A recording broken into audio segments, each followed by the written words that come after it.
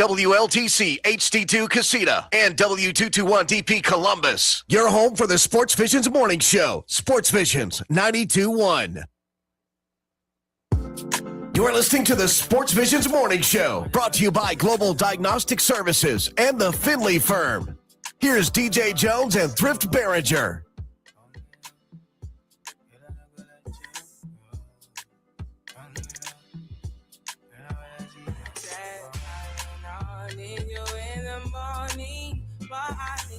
Good Thursday morning and welcome everybody to another edition of the Sportsvisions Morning Show. I am Walter and Betty Jones's baby boy, Daryl DJ Jones.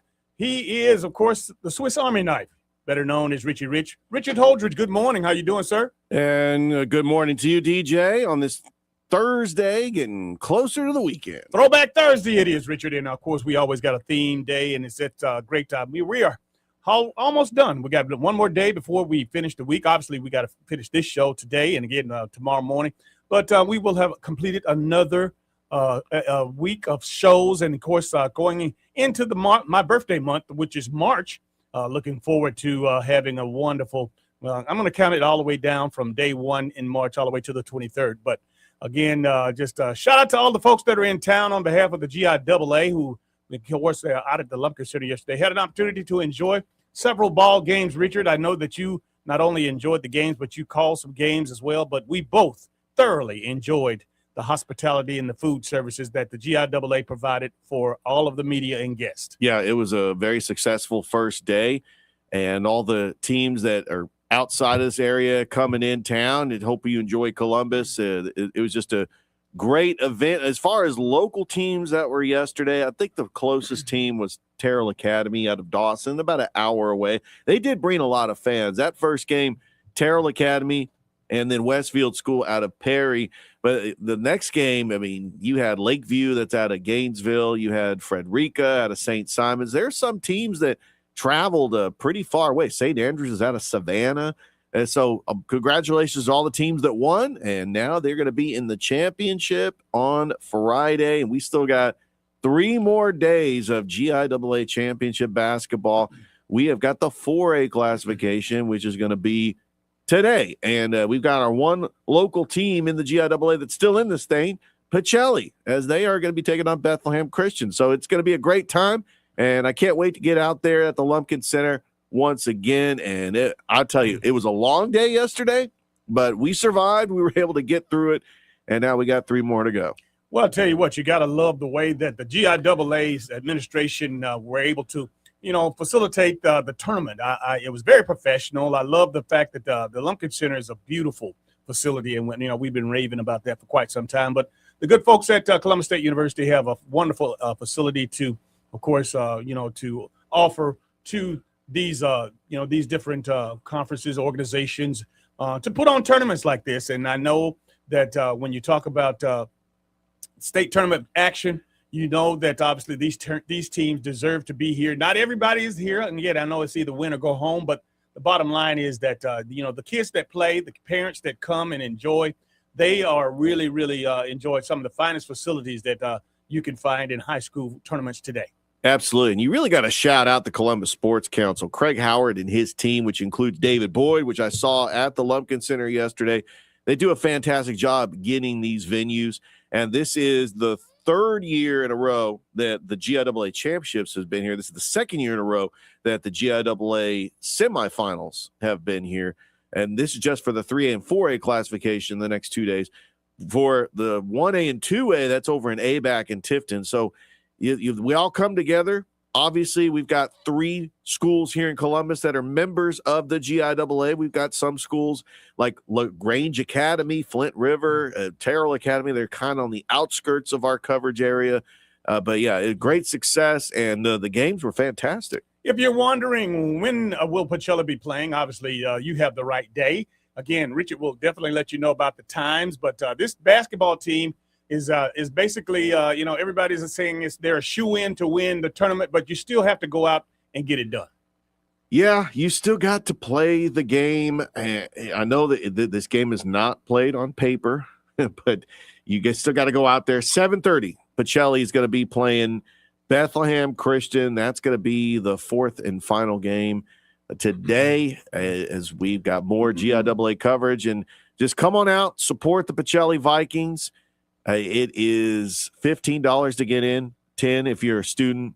Just come on out. The GIAA state semifinals. It's just a fantastic venue, and the GIAA does a great job putting it on. Yes, indeed. And of course, for those folks out there that are wanting to get and take a deep dive into the GIAA and what they mean to, of course, Columbus and bringing this tournament here, we're going to have an opportunity to talk to a very, very good friend of mine, Stan Whitlock, who is the vice president with the GIAA. He's in town along with his team. Excuse me. And, the fact of the matter is that there's a lot of different layers that go into bringing and hosting a tournament of this magnitude. And we'll have an opportunity to take you behind the scene, behind the ropes, backstage to get a little inside look at some of the things and some of the logistical measures that are taken in order to pull off a great state basketball tournament, Rich. Yeah, that's why I'm glad that Stan is coming on the show. Got a chance to talk to him a little bit, and his fantastic team of GIAA officials. And we have Clint Morgan, Tony Morgan, who actually runs GIAA.TV. I've gotten to know them over the years. Ken Copeland, they just do a fantastic job. Amy Eller, I tell you, they really go all out. I've been a part of several GIAA championships, including the football championships, but it's always special when the GIAA championships, like the softball championship, comes to Columbus. And now we have the basketball championship come to Columbus. And who knows, we might have some future GIAA championships that might come to Columbus, because this is a great city to host big-time events. And this is a big-time event, and it's the GIAA partnering with the Columbus Sports Council that makes it successful. Absolutely. And you made mention of a few guys with the Sports Council, Craig Howard, the new executive director, of course, our good friend David Boyd. These guys, you just don't understand how important, how influential that it is to have our Columbus Sports and Events Council to collaborate with the GIAA and to put on an event like this. Absolutely. And I know that we've had like Synovus Park hosting the GIAA baseball championships.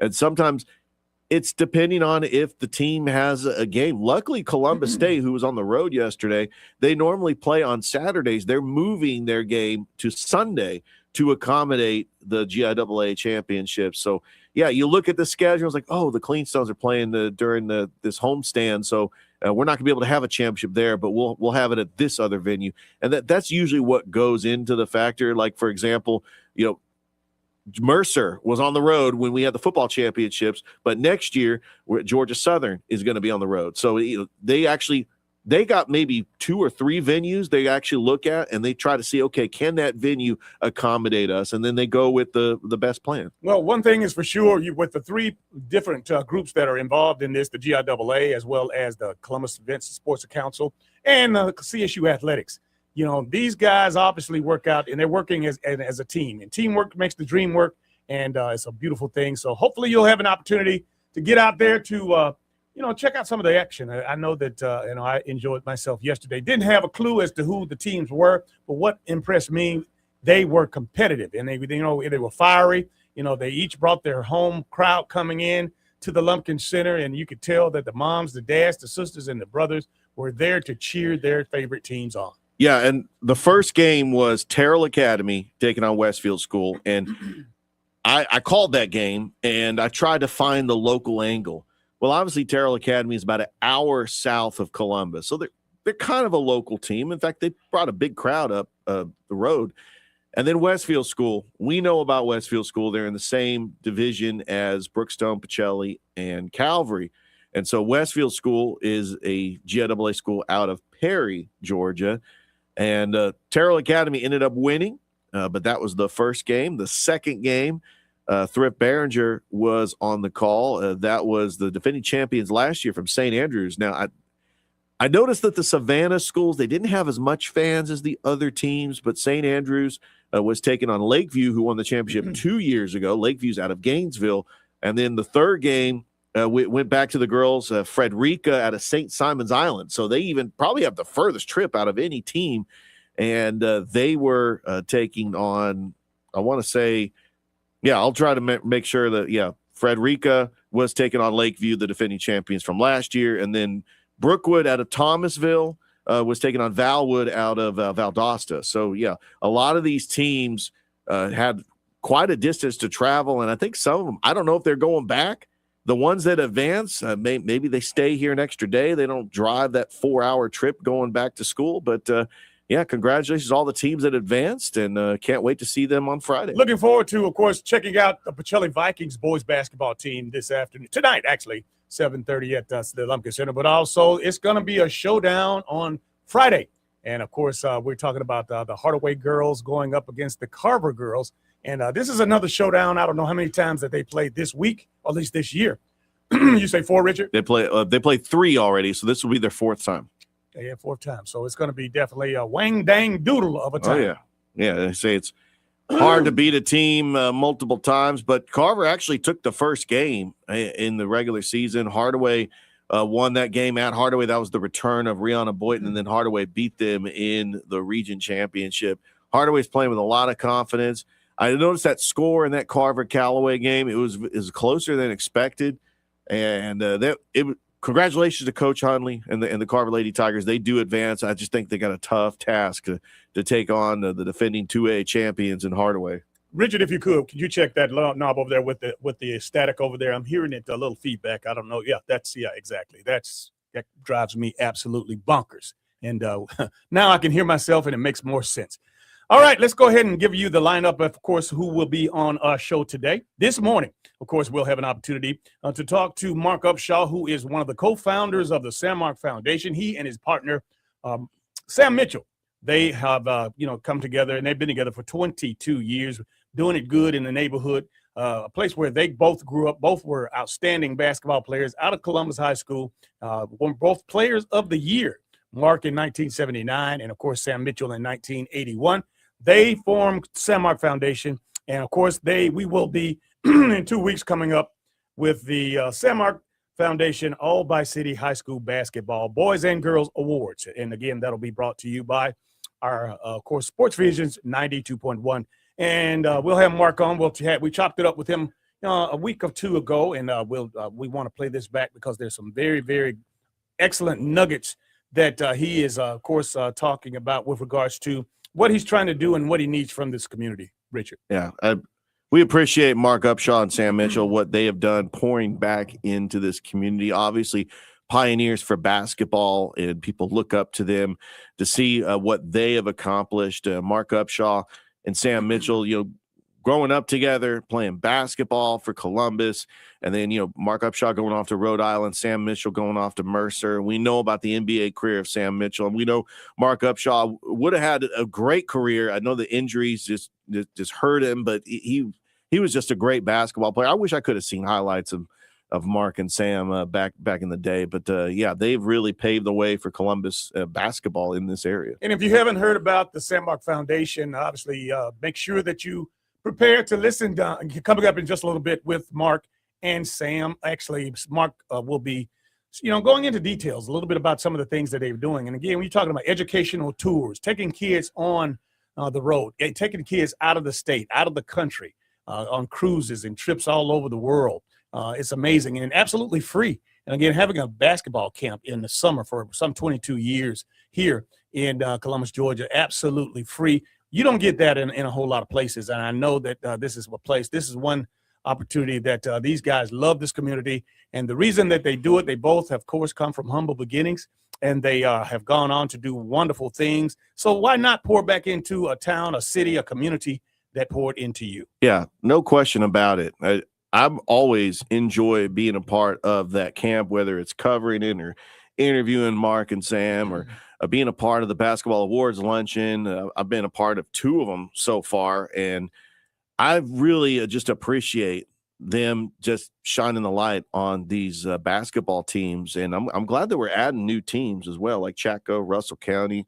I think that really means a lot to them as well. But yeah, cannot wait for it. It's going to be less than about 2 weeks from now, right? Yep. Exactly 2 weeks from now, we'll have the basketball awards luncheon. That's Thursday, March the 12th, 11:30 at the St. Luke Ministry Center. If you want any more information regarding tables or arrangements to be there, call Tyler Upshaw, 404-821-0693. Also, Richard, the Combine is going on in Indianapolis, and I tell you what, that's the big spectacle this time of year, pre-draft for most NFL aficionados, NFL prospects, and, of course, anybody that has anything to do or want to have something to do with the NFL. Everybody's in Indianapolis. And, of course, we'll have our very own Brentson Buckner, who has coached for a dozen years. And, of course, he has coached and played over a dozen years. And the bottom line is Brentson has he knows the hand back and front with regards to how the NFL does business, why they do business, how important this combine is not only to the teams,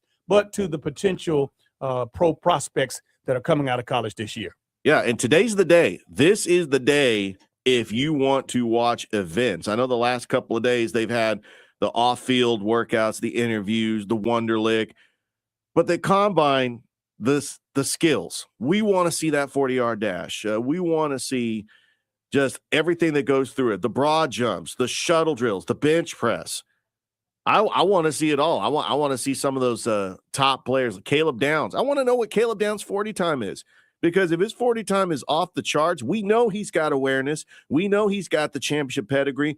But is he going to be that hard-hitting safety that could play middle linebacker if possible? Leader on the field. I think that Caleb Downs could change franchises. Arvell Reese the same way. I mean, something about Ohio State. I'm telling you, if you're a GM, keep an eye on all the Ohio State players like Carnell Tate in that first round, because they end up popping in the NFL. We've seen a history of that in the last couple of years. Jack Patterson will also check in with us. He's the sports director at WRBL. And, of course, we will have, as I made mention to, the vice president of the GIAA, Stan Whitlock. He'll be able to come in and, of course, peel back some of the layers, give us some of the insight on, again, the GIAA and, of course, the wonderful tournament that they have in town this weekend. So with that said, let's go ahead and take our first break of the day. You're watching Facebook Live as well as YouTube, and you are listening to WLTC HD2 Sports Vision 921. This is the Sports Visions Morning Show.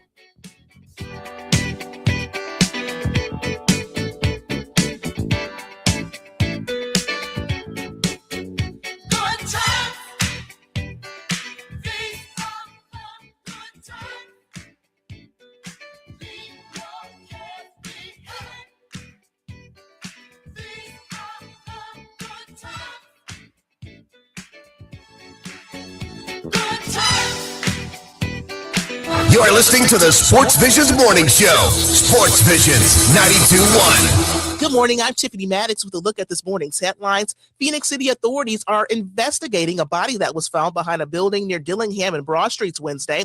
Officials described the identified body as a black male in his late 40s or early 50s. His body is being sent for an autopsy to determine the cause of death. And 3 people are now behind bars in connection to the Opelika daycare fires, the latest suspect running for a seat in the Alabama House. 51-year-old Terrence Johnson has been active on social media, asking voters for their support in his campaign for Alabama House District 82. He was arrested Tuesday on 2 counts of second-degree arson. According to investigators, Johnson had vested financial interest in By His Grace Daycare, which was one of the daycares set on fire. And Columbus City Council candidate Chris Kelly is dropping out of the District 7 race, which now leaves Marquis Skinny Averett and Becca Zajac as the remaining candidates. For WRBL News 3, I'm Tiffany Maddox. Make it a great day. Good Thursday morning. Spotty showers already on radar this morning with mild temperatures just shy of 60.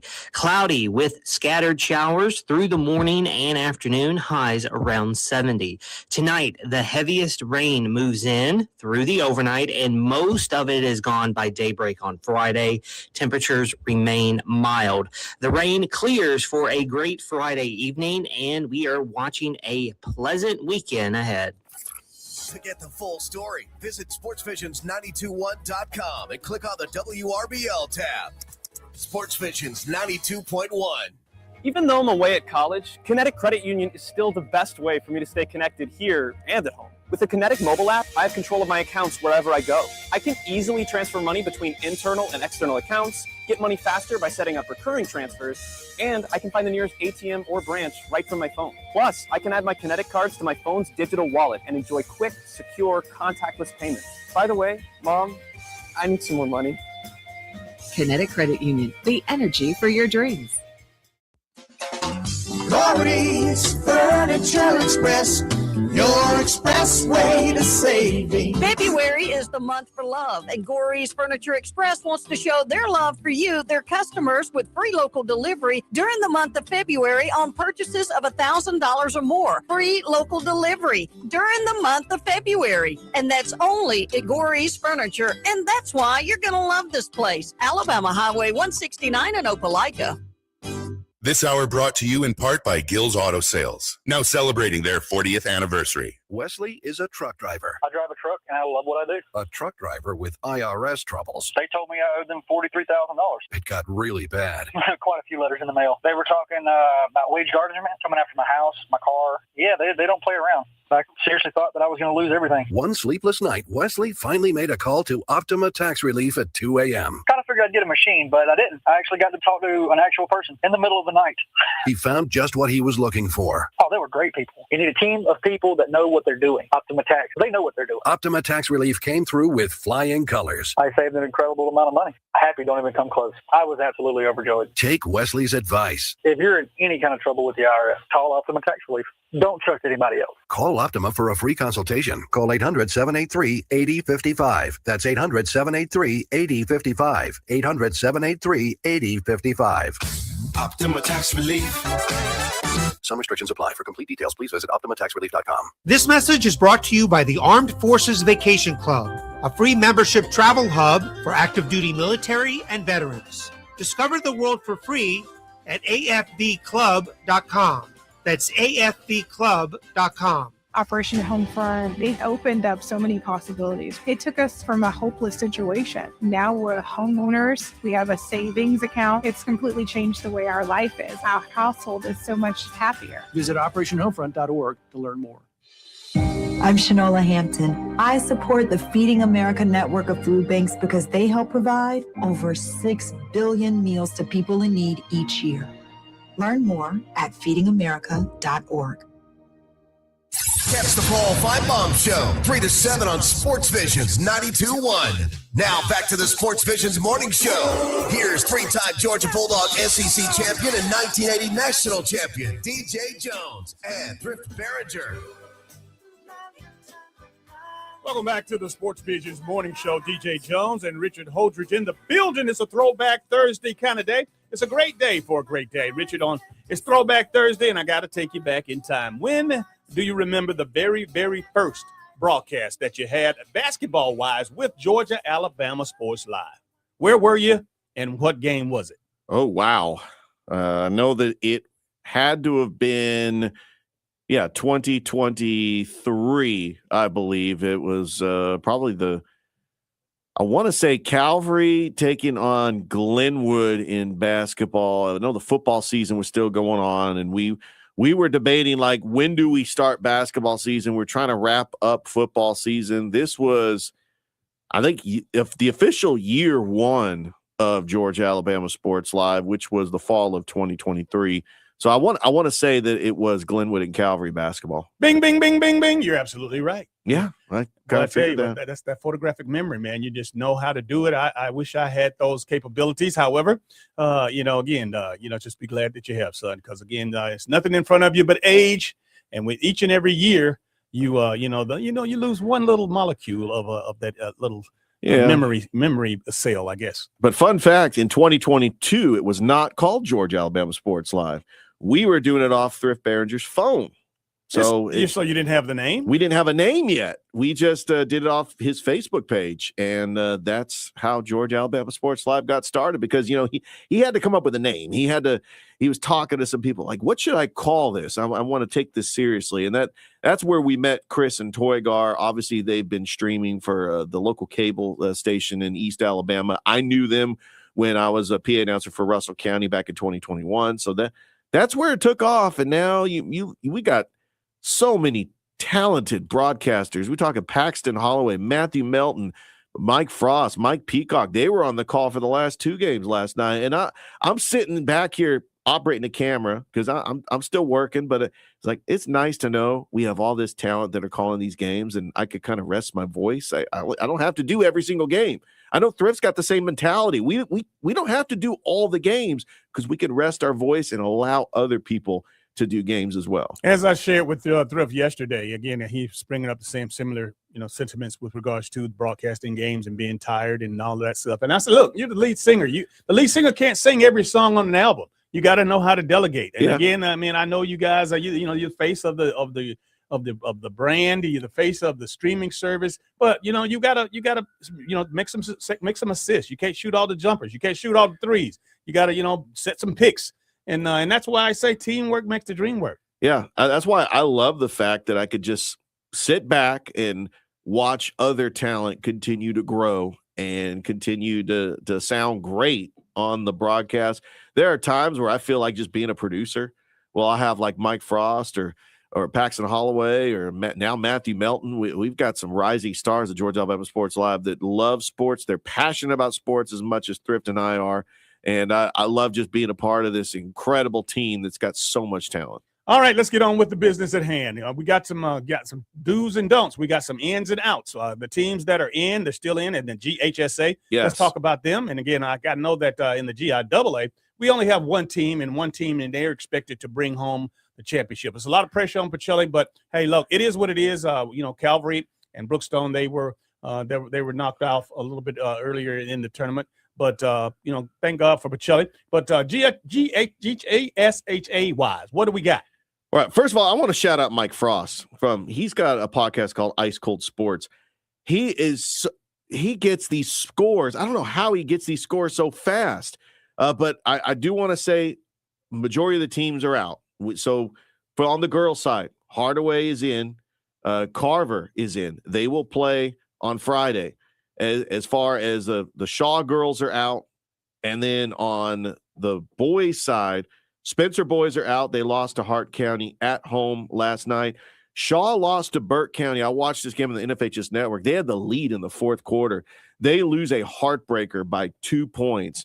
Kendrick ends up losing as they lose to Franklin County, and that was another close game. Kendrick lost by 6, and the Carver boys, they took care of business against Jackson.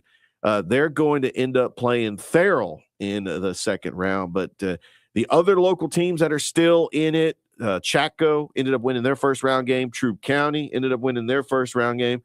Yeah, but as far as the GHSA, a lot of teams exited in the first round last night. Now, when you say that the Georgia Bulldogs on my mind, Carver Tigers, they're going to be playing. They're going to advance play Farrell. Will that be a home game? Or it will be a home game. So the team from Atlanta, Farrell's coming down from Atlanta, and traditionally they've had a pretty awesome basketball team. Yeah, they've had Anthony Edwards on that team before he went to the GIAA Holy Spirit Prep.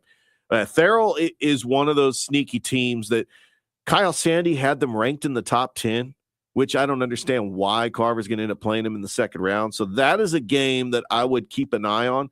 They will actually play Farrell on Saturday because the boys' second round matchups are going to be on Saturday. Don't have a time yet. Hopefully maybe Saturday afternoon or something. But we'll get those times out there, and we will not be live streaming these games. We do plan on live streaming the Carver Hardaway girls game, but all the other games you gotta come to the stadium. You got to come to the arena just because I'm actually looking on the NFHS network. None of these games locally were televised, or they were broadcast on the NFHS network. So this is the only way that you can come out and see them is actually to go to the gym and see them in person. You made mention of the Spencer Greenway's boys team being eliminated. I know that, everybody's, a little bit upset that they are not able to go any further, but I do want to shout out their head coach, Quintavious Allen. He got his 200th win of the season. I mean, do you know how hard it is to get 200 wins in anything? Absolutely. But much less basketball here in, of course, Class 2A. Yeah, what a huge accomplishment. He has done such a great job with the Spencer Green Wave. Yeah, we're disappointed they were a 9 seed and they lost in the first round, but what he has done to help continue to grow and develop those players. I mean, we know Spencer winning a state championship in 2022. They've always had a lot of depth. And I know they had a tough draw. Hart County is no slouch. They are one of the top teams, and I think they got a bad draw. Hart County is kind of a mystery up in Northeast Georgia. We don't know a whole lot about those Northeast Georgia teams, and sometimes they could be hidden gems. All right, let's go ahead and do this. Let's take a break. When we come back, you'll hear from the co-founder of the San Mark Foundation, who is, of course, in 2 weeks, we're going to be honoring the top high school boys and girls basketball players in and around Bi-City area. Mark Upshaw is on deck.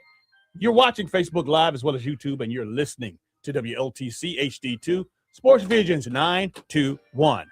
This is the Sports Visions Morning Show.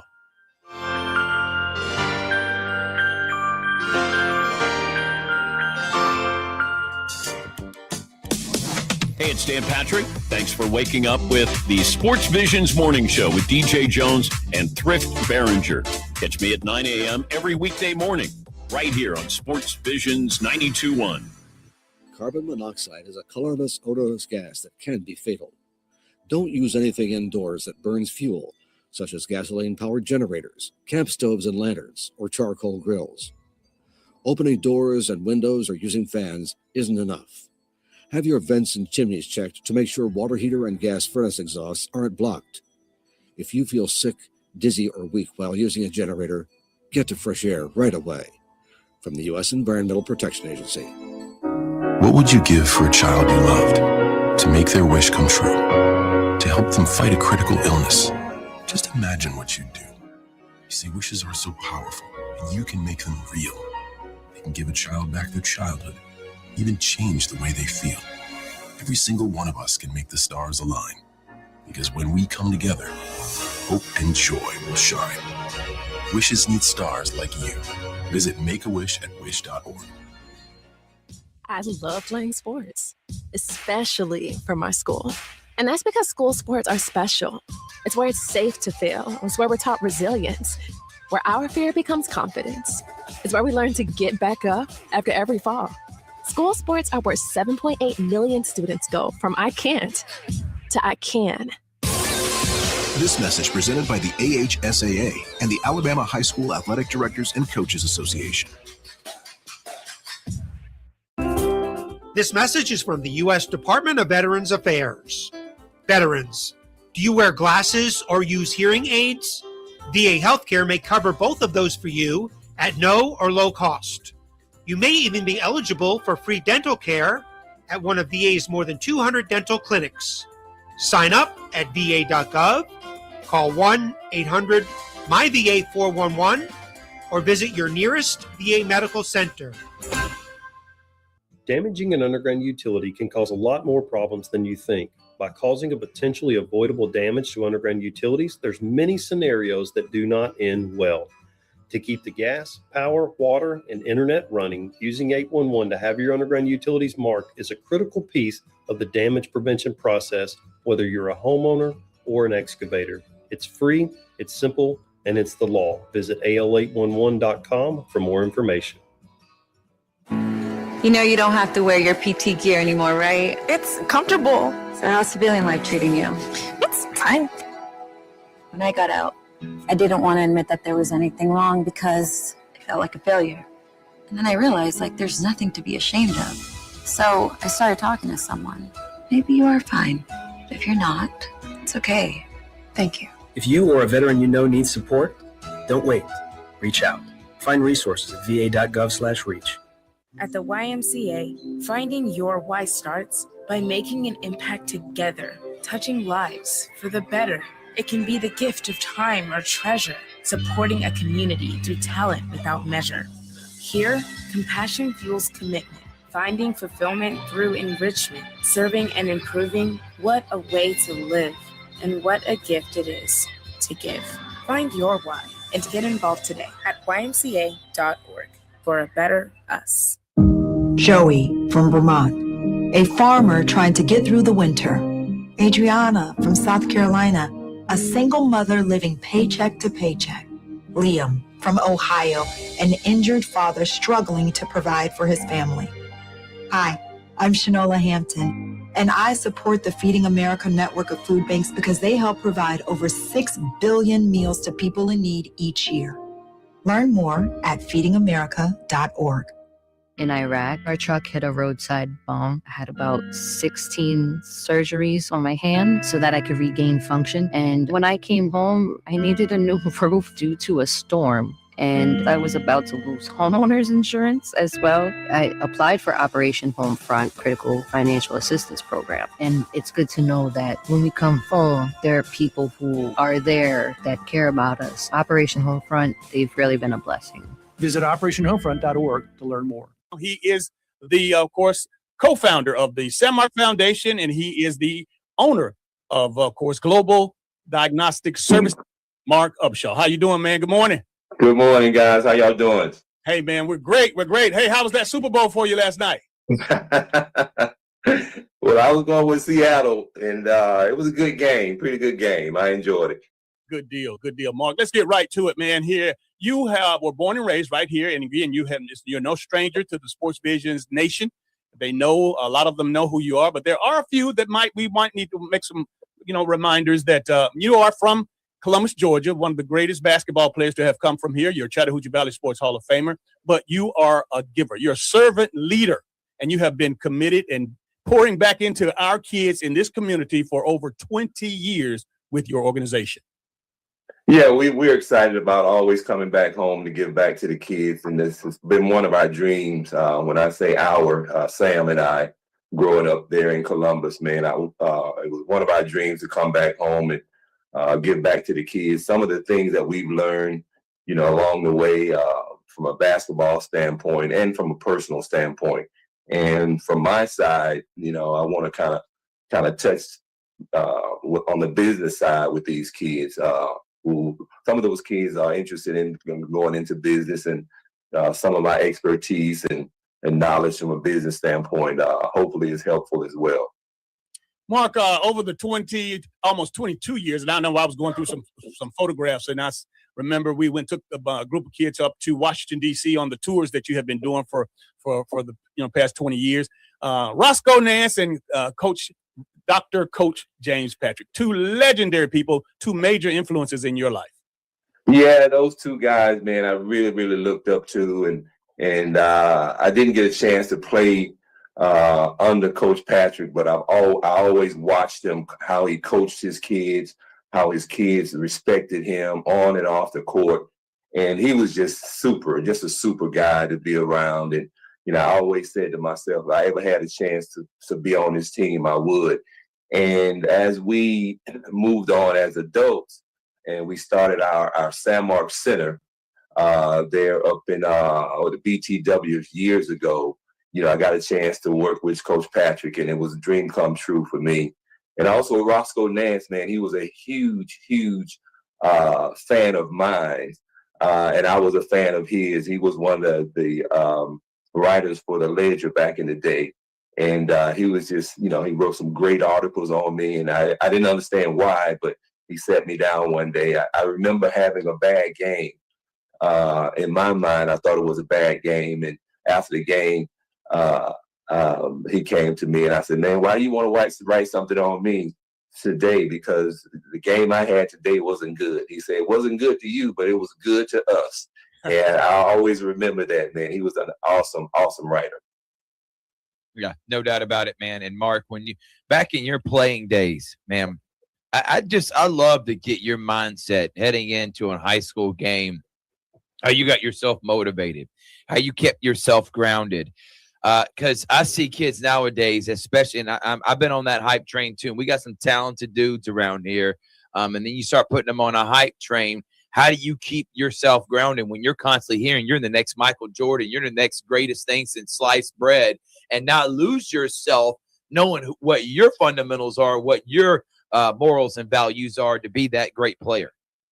Hey, that's a good question, Thrift. What I tried to do back when I was playing was I always tried to play with older kids. The older kids kept you in check. You thought you had game, but when you played with guys that were 8, 9 years older, then you knew you had to bring your game to a whole nother level.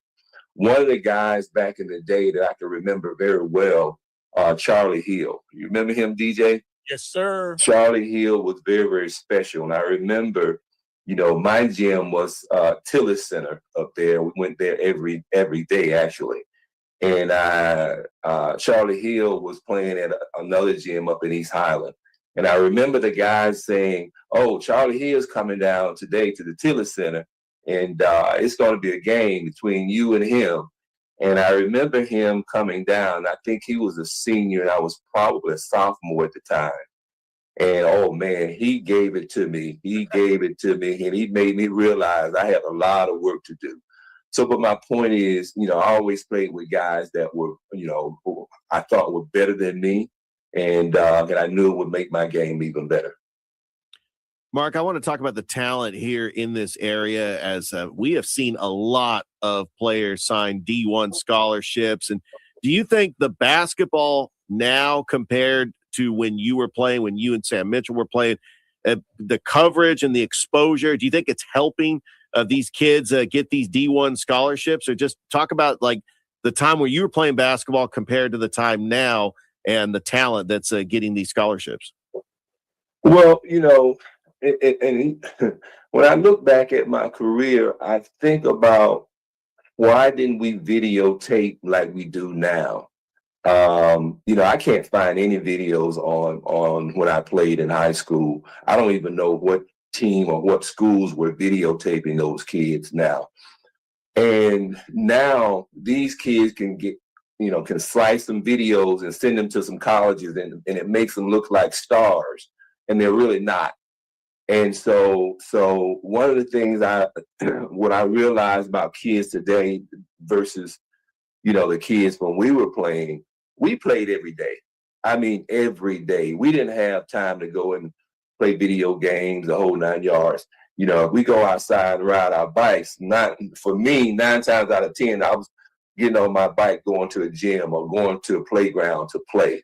Now these kids have personal trainers, and they're not playing every single day. They have these rubber bands that they're doing, they're trying to get strong with. And I'm not a fan of that now. I'm an old school guy from the standpoint of, you lift the weights, you play every day, you play up and things of that nature. So kids are good, don't get me wrong, but I think the hype, kind of supersedes their game from my standpoint.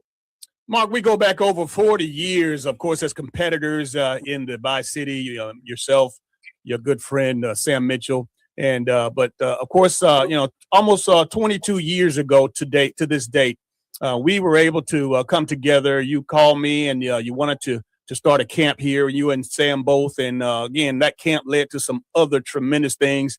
Of course, as you mentioned, the Learning Center, and of course, the tours, and now the luncheon. The luncheon is the awards banquet for the boys and girls in the Bi-City area for basketball. What made you guys want to do that? Well, growing up, DJ, we always wanted to prove to ourselves and to our parents that we could be not just good ball players, but good people and good citizens. And we always had this dream. I know I always had this dream of, being a professional athlete and coming back home and giving back to the kids and giving back to the community. But once that didn't materialize for a professional athlete, what I tried to do is keep the same mindset as a business owner. I said to myself, if I can't be a professional athlete, I'm going to be a professional businessman. And all the things I thought about and all the things I dreamed about as a little boy, wanting to be that professional athlete, all the things I said I wanted to do, we put it in place as a business person.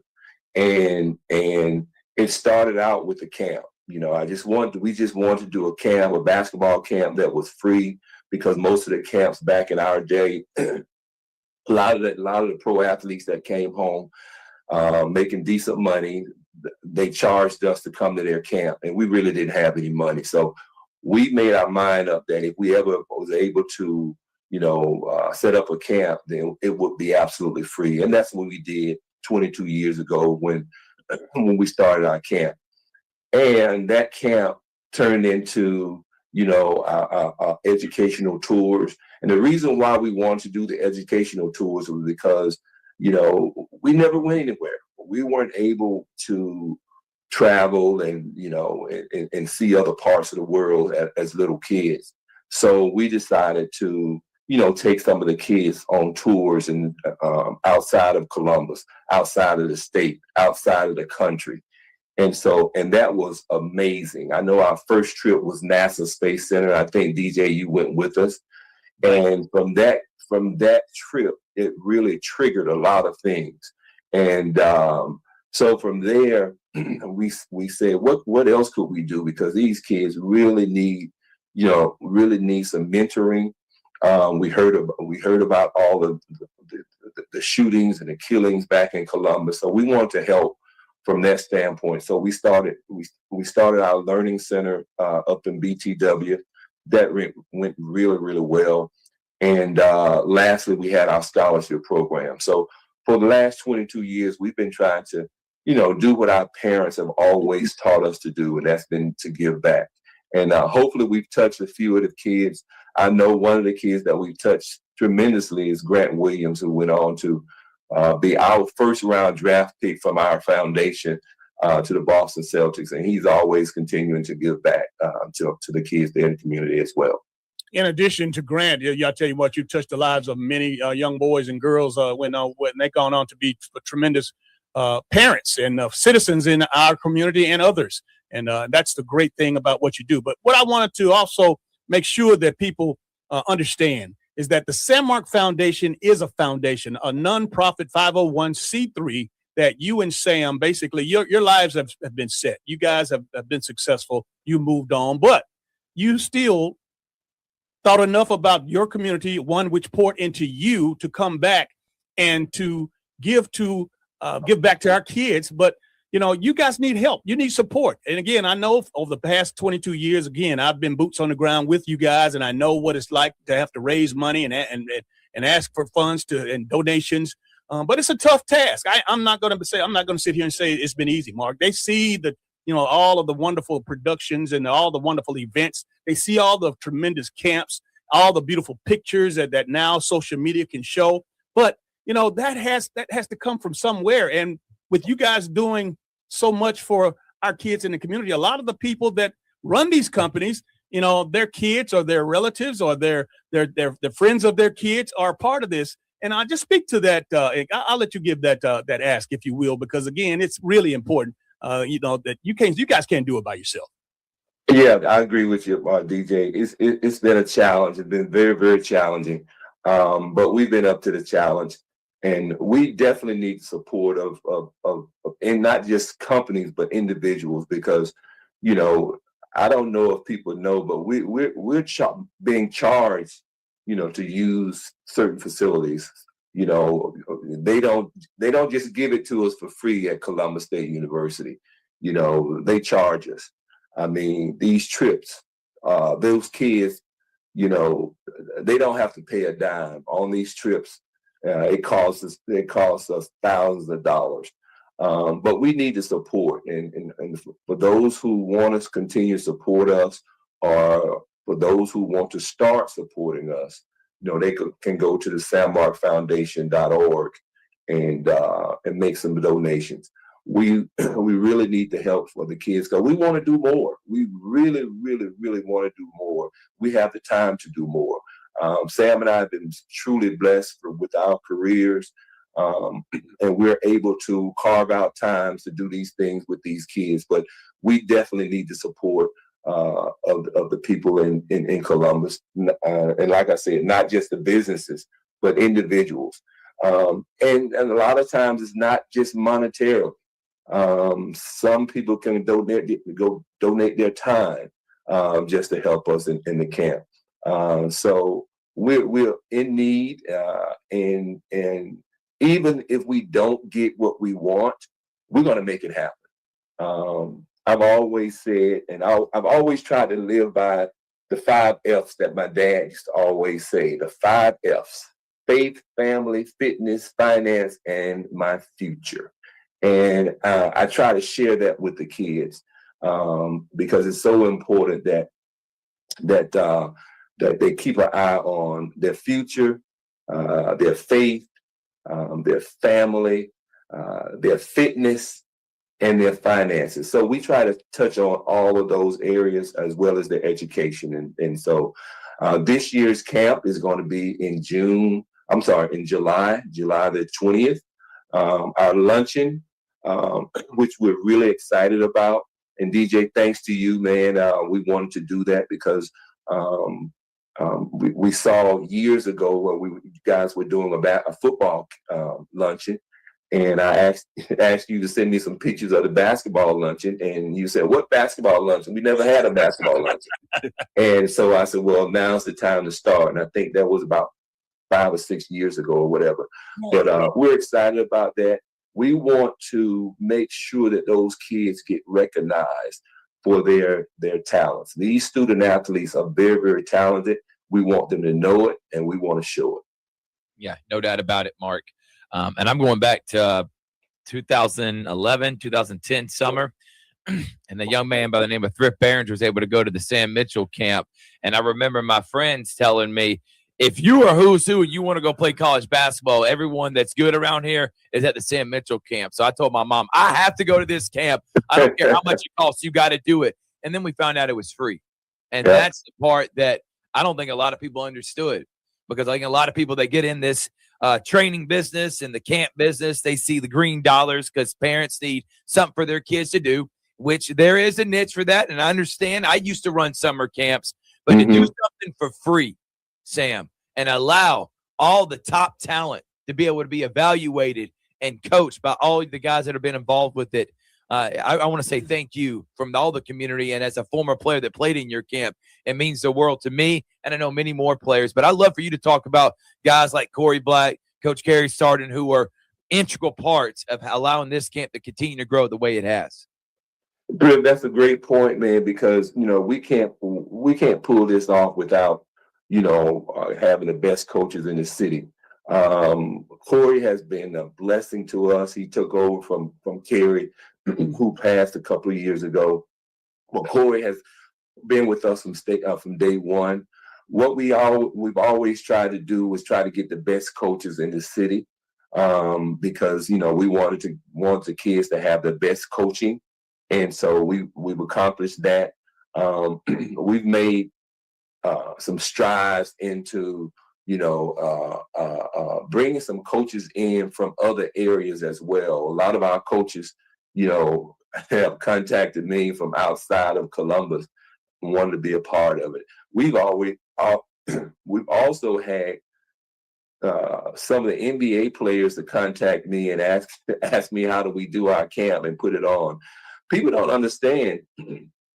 I know here in Atlanta, a camp of our magnitude here in Atlanta costs between $700 to $1,000. A 2-day camp here in Atlanta is $500. These kids are getting this for absolutely nothing, and I don't know if they understand that. But it is what it is, as they say. But these kids, this camp here, people, I don't know if they realize exactly what goes on, other than the game of basketball, learning the game of basketball. We have professional speakers that come in, doctors, lawyers, bank presidents, police officers, firemen, to talk to them about some careers and their lifestyle, the whole 9 yards. I have some of my X-ray techs and ultrasound techs that work with my company to come in and share, their career with them. Not only that, we have, like I said, some of the best coaches, speakers. We have some of the pro athletes that come in and speak to them about, not just being a pro, but being a good person. And, Sam talked to them about, there's so many areas in professional sports that they can look at outside of just being an athlete. I know some of the coaches have become coaches, and they started as videographers. Right. So there's so many areas that they can do, and we just want to share those areas and share some of the other things with them that they can think about going into the school year. Mark, we are about a month away from the basketball awards luncheon. I know that I got excited. I got to be a part of it a couple of years ago and got to meet you and Sam Mitchell. And how important is it to have a basketball awards luncheon to recognize these girls and boys at the high school level that we've had a privilege, Thrift and I, to call their games on WRBL Sports Live, and just to give them that limelight, not only on the streaming, but also getting the awards that they definitely deserve. And you guys have done just a fantastic job with the luncheon. Well, I appreciate that. And thanks to DJ for putting that all that together. But I tell you, I know when I was voted player of the year coming out of high school, there was no basketball luncheon. There was no trophies that were given out or anything. The only thing I can remember is my name and my picture being in the paper, which was fine. But we want to recognize these kids face to face. We want to put something in their hands that they will remember for the rest of their lives, because it's big. I mean, it's amazing what one little trophy will do for your psyche. and I say that because I remember talking to Grant, and when he came to our camp as an 8-year-old, the following year, his second year, he won, he won a trophy for his group, his age group. The next year, he didn't win. And he called me, he told me that was the motivation he needed. He didn't win that thing, and the next year he was going to come back and win it. And he did. And so my point is, it's amazing what that little trophy will do for your psyche. And we hope and pray that, the recognition that we give them at our luncheon, it will, perk up something in their game. It will perk up something in their, from them being a student athlete.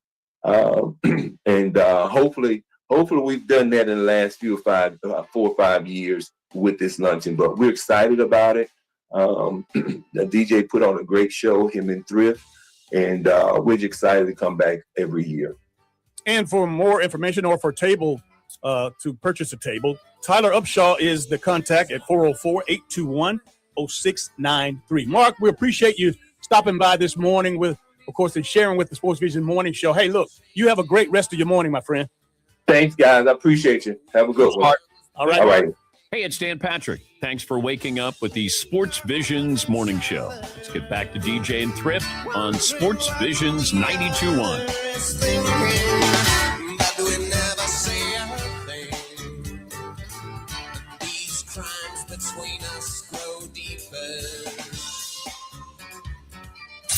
If it's local, it's on the Sports Visions Morning Show with former Georgia Bulldog DJ Jones and Thrift Barringer. Straight Talk Wireless presents Pickup Truck Wisdom. The smartest way to spend your money is not to. Straight Talk offers free 5G phones for new and existing customers on Verizon's 5G network. So the refund money I don't spend on that free phone is the refund money I get to keep for my family. Smart. Find us at straighttalk.com and Walmart. Straight Talk Wireless. Straightforward. Always. Taxes and fees apply. Plan purchase required for free phone offers. Copyright 2026 Verizon. Do you want to save money on your next flight? Then pick up the phone and call. That's right, call. Because the best prices are not online. They're with SmartFares. See, SmartFares has special deals with the airlines. When they have unsold seats, they use SmartFares to fill them. So you get airline tickets at crazy low prices. They have access to great prices and discounts at over 500 different airlines. Plus 300,000 hotels and rental car companies. Their prices are too low to publish online. With the extra money you'll save, you can book another trip or treat yourself to dinner or shopping. So stop searching all of those travel sites to find the lowest price on your next flight. Let one of our SmartFares expert travel agents find the best price for you. Call SmartFares today and get ready to see the world with a fat wallet. 800-871-3291. 800-871-3291. 800-871-3291. That's 800-871-3291. How serious is youth vaping? Irreversible lung damage serious. 1 in 10 kids vape serious, which warrants a serious conversation from a serious parental figure like yourself. Not the seriously know-it-all sports dad or the seriously smart podcaster. It requires a serious conversation that is best had by you. No, seriously, the best person to talk to your child about vaping is you. To start the conversation, visit talkaboutvaping.org. Brought to you by the American Lung Association and the Ad Council. Put your phone on D&D. That means do not disturb when you're driving. And when you're going from point A to B, I need you to stay safe, please, so always sing with me. So put your phone on D&D. That means do not disturb when you're driving. And when you're going from point A to B, I need you to stay safe, please, so always remember this beat. Don't drive distracted. A message brought to you by the National Highway Traffic Safety Administration, Project Yellow Light, and the Ad Council. The YMCA is just a starting line, for the true self blooms only when we find our purpose, what makes us tick below the surface. My why is diversity and unity, a safe space in my community, living with sincerity, giving every day my everything. With my why, I stand strong, seen and supported all along. It's a million faces in a mirror, and everyone belongs. Find your why. Learn more at ymca.org for a better us. This message is from the U.S. Department of Veterans Affairs. VA disability compensation is a monthly tax-free payment to veterans who got sick or injured in the military and to veterans whose service worsened an existing condition. You may qualify for VA disability compensation for physical and mental health conditions that developed or worsened due to service. Learn more at va.gov/disability. My name is Corporal Bradley Joseph Seitz. Jerry Reed. Kate Weber. These are real veterans facing a real challenge. I have PTSD. And I have PTSD. I have PTSD. Post-traumatic stress disorder can happen to anyone. I was still in a war zone in my mind. But treatment can turn your life around. Treatment has really saved my life. To learn about PTSD and how treatment can help you, call your local VA medical center or visit ptsd.va.gov. WLTC HD2 Casita and W221DP Columbus. You're listening to the Sportsvisions Morning Show. Sportsvisions 92.1. Now back to the Sportsvisions Morning Show. Here's Denver Broncos 1987 AFC champion DJ Jones and Thrift Barringer.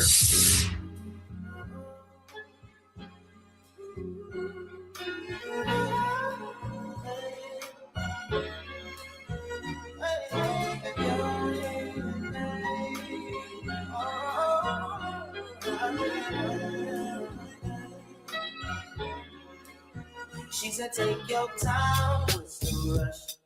Good Thursday morning and welcome back to the Sports Visions Morning Show. DJ Jones and Thrift Barringer in the building. Big shout out to Richie. Richie's off to do daddy duties. We appreciate Richard for what he does for Georgia Alabama Sports Live and as well as what he does for Sports Visions. And again, big shout out to Mark Upshaw on Thursday, March 12th, 11:30 at St. Luke Ministry Center.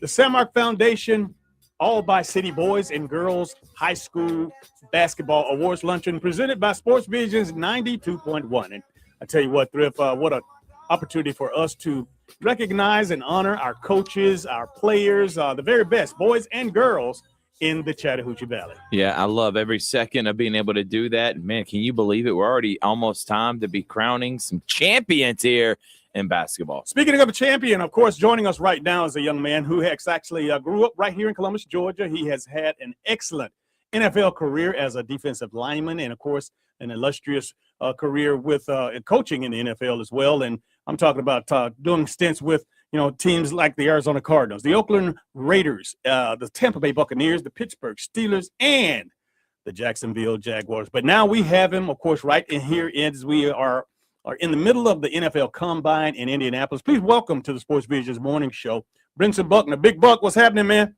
Not much. How you doing? Real good, man. Obviously, your resume speaks for itself. You are a professional football aficionado in my book. And I just wanted you to come on and chime on because, again, periodically we like to catch up with you, Brentson, when we like to get the backstage, behind the ropes, behind the curtains look at the NFL, and you have done it and done it well on the field and as a coach.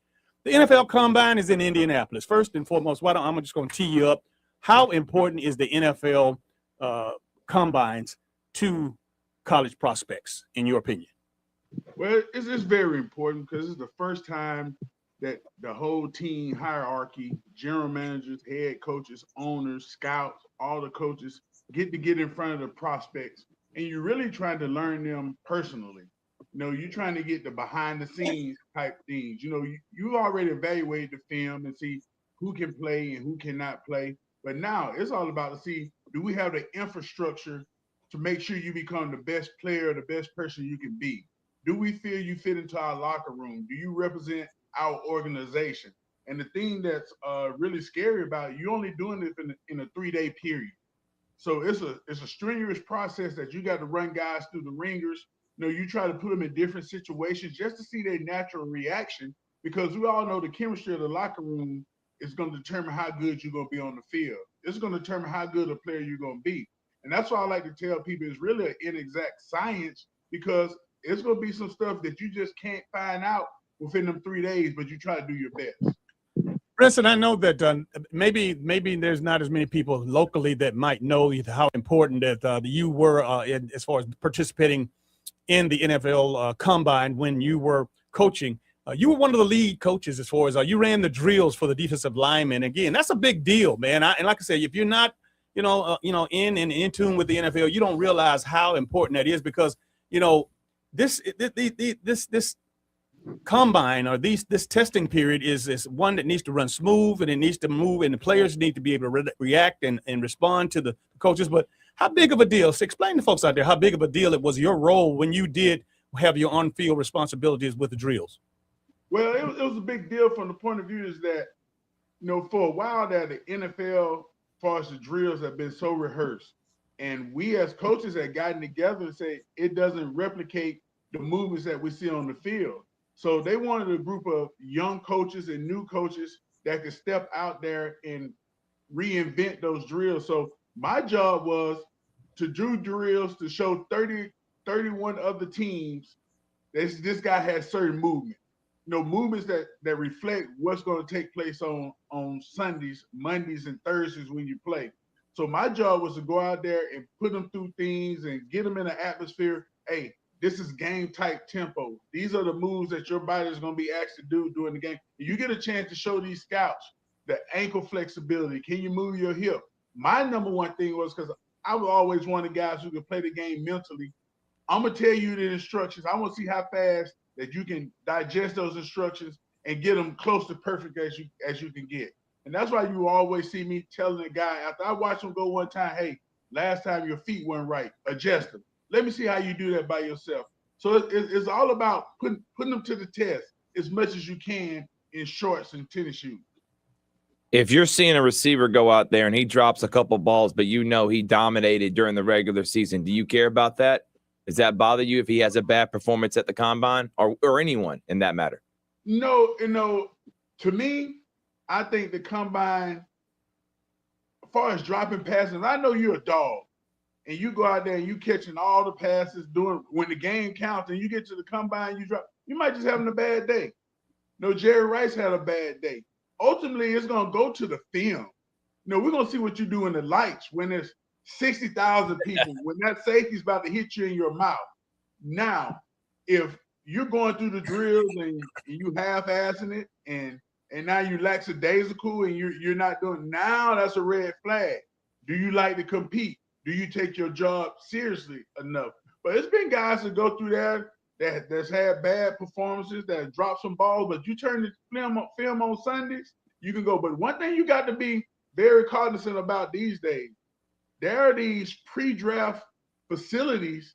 Guys have been rehearsing for this for 2.5, 3 months. If you didn't go to a bowl game or make a playoff, you've been there since November. So you can fool a lot of people. It's a lot of fugazi going on now because you rehearse it so much.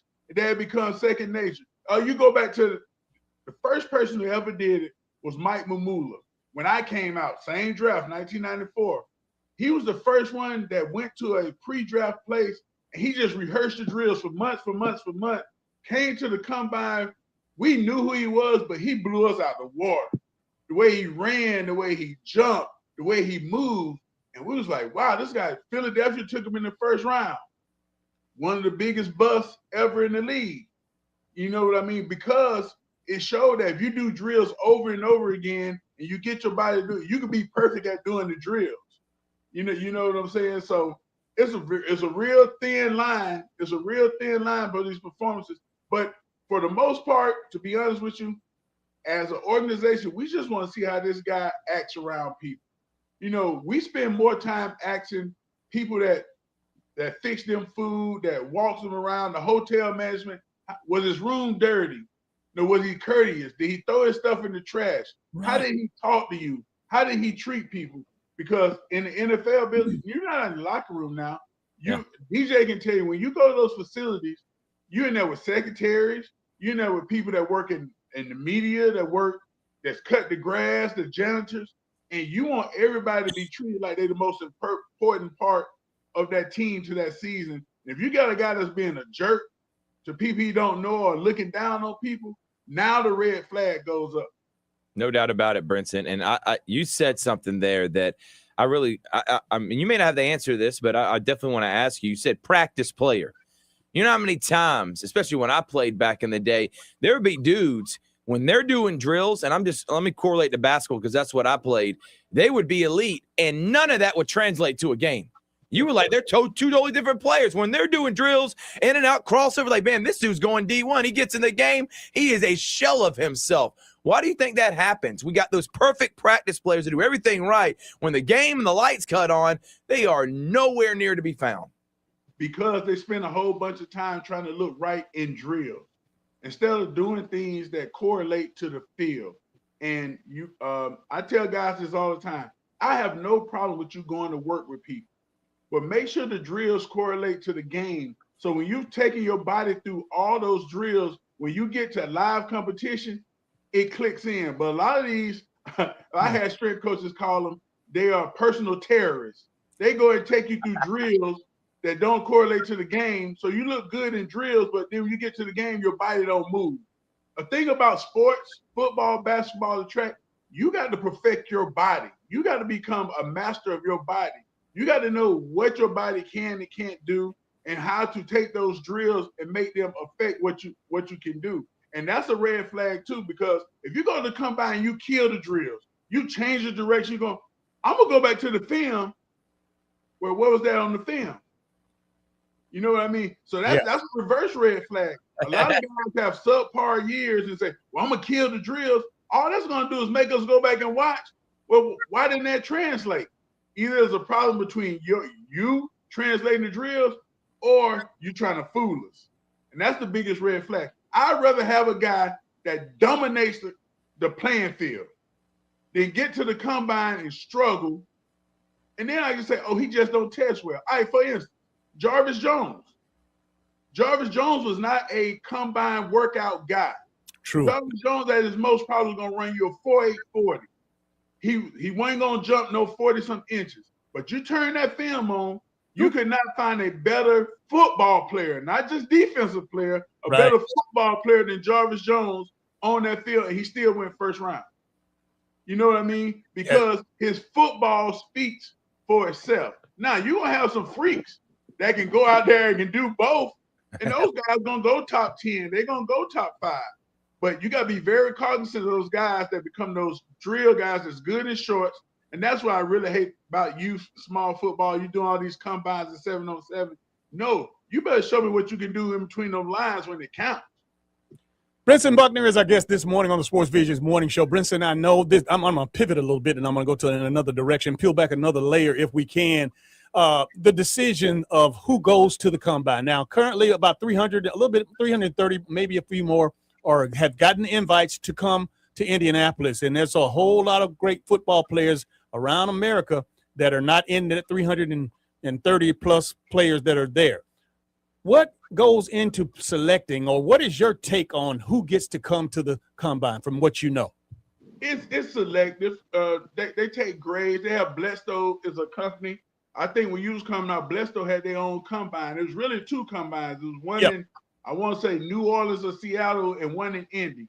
So Blesto had their own, but they combined with the NFL. So you get these grades. And these grades, you know, they are what they are. It's on the eye. guys grade these guys, and they decide, well, all right, based on the grades, these are the top 300 some guys. But you can best believe it's some future Hall of Famers, some future Pro Bowlers, some future Super Bowl winners that didn't even get invited to the combine. But, the combine is getting really wiped out for the most part because everybody concentrates on the pro day now. Okay. Because on the pro day, you can get a little bit more personal in the pro day. So I always tell guys, my son didn't get invited to the combine, but he's training for his pro day. And I tell him all the time, there's guys that's in the Hall of Fame that didn't go to combines or didn't get drafted. Right. It's what you do. Can you play football at the end of the day? And now what you start to see, which I think is going to be the death of the combine, guys are not working out there. They just going there for the interviews. They want to get that part out the way. Because before I got into coaching, I did combine training. And the thing now is about, hey, man, you got to treat these guys how to be businessmen. You sit down with billionaires that want you to represent their company. How do you operate? How do you carry yourself off the field?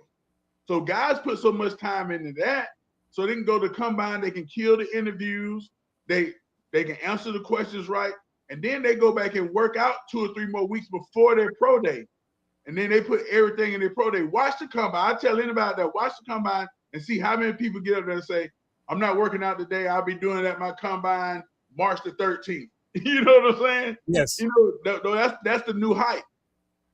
Brentson Buckner is our guest, and we're talking NFL Combine, and Brentson, even more so than the players and all that it means to them, the coaches and the teams, the organizations that are represented. But anybody that you talk to in pro football, they'll tell you that if you're trying to get anybody or trying to get any kind of relationship or in a network with the NFL, any of its personnel or just be around them, even for some cases jobs, the Indianapolis Combine is like the Senior Bowl on steroids. Is that true?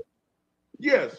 You have a lot of prospective coaches, college coaches that are trying to make that jump, pro coaches that are out of jobs, that's trying to get connected. You got all 32 teams in one spot. Guys are going to restaurants after doing their combine work. They're in bars. They're walking through town in the mall. It's a good chance to do an interview. To get a guy outside of a coat and tie, and they get to know you, because what you'll learn out about NFL football is more than what you know. It's about relations. Do I feel good working with DJ Jones? Is this a guy I can sit around for 10, 12 hours a day? We can talk, be in the same room, do we have stuff in common? And it's built on relations. So it's a great place. The whole football world descends on Indy. Not only coaches looking for jobs, people trying to sell football equipment. They trying to sell technology, because it's so analytics now. So you have people that has come up with programs to make your analytics go faster. You got people trying to sell training material. You got guys that are trainers trying to get on with teams or get with players. Let me be your personal trainer. So it's like a big convention all in downtown Indy. And it's one thing that I've always wanted to be able to experience, but the test part and talking to them, you don't think some of these guys can bamboozle y'all in meeting rooms and stuff? So once you talk to them, do you go and call teammates and try to really find out if they're a really good person? Like, how do you go about that? Like, because I still feel like they can have guys lie about them. Like, that's something that it probably is hard to find, is it not? If they if they're a sour apple. Oh yes, they've gone to these pre-draft, these pre-combine training facilities, and they bring in professional people to teach you how to do interviews, how to answer questions. But now, when I was with the Raiders, John Gruden was good. He's like, let's go talk to people about these guys before they knew they were going to be NFL stars. So we used to send questionnaires out and reach out to elementary school teachers. Yes. Reach back out to high school coaches. Reach back out to people in the community. If you say you was a Boy Scout, let's find your scout leader.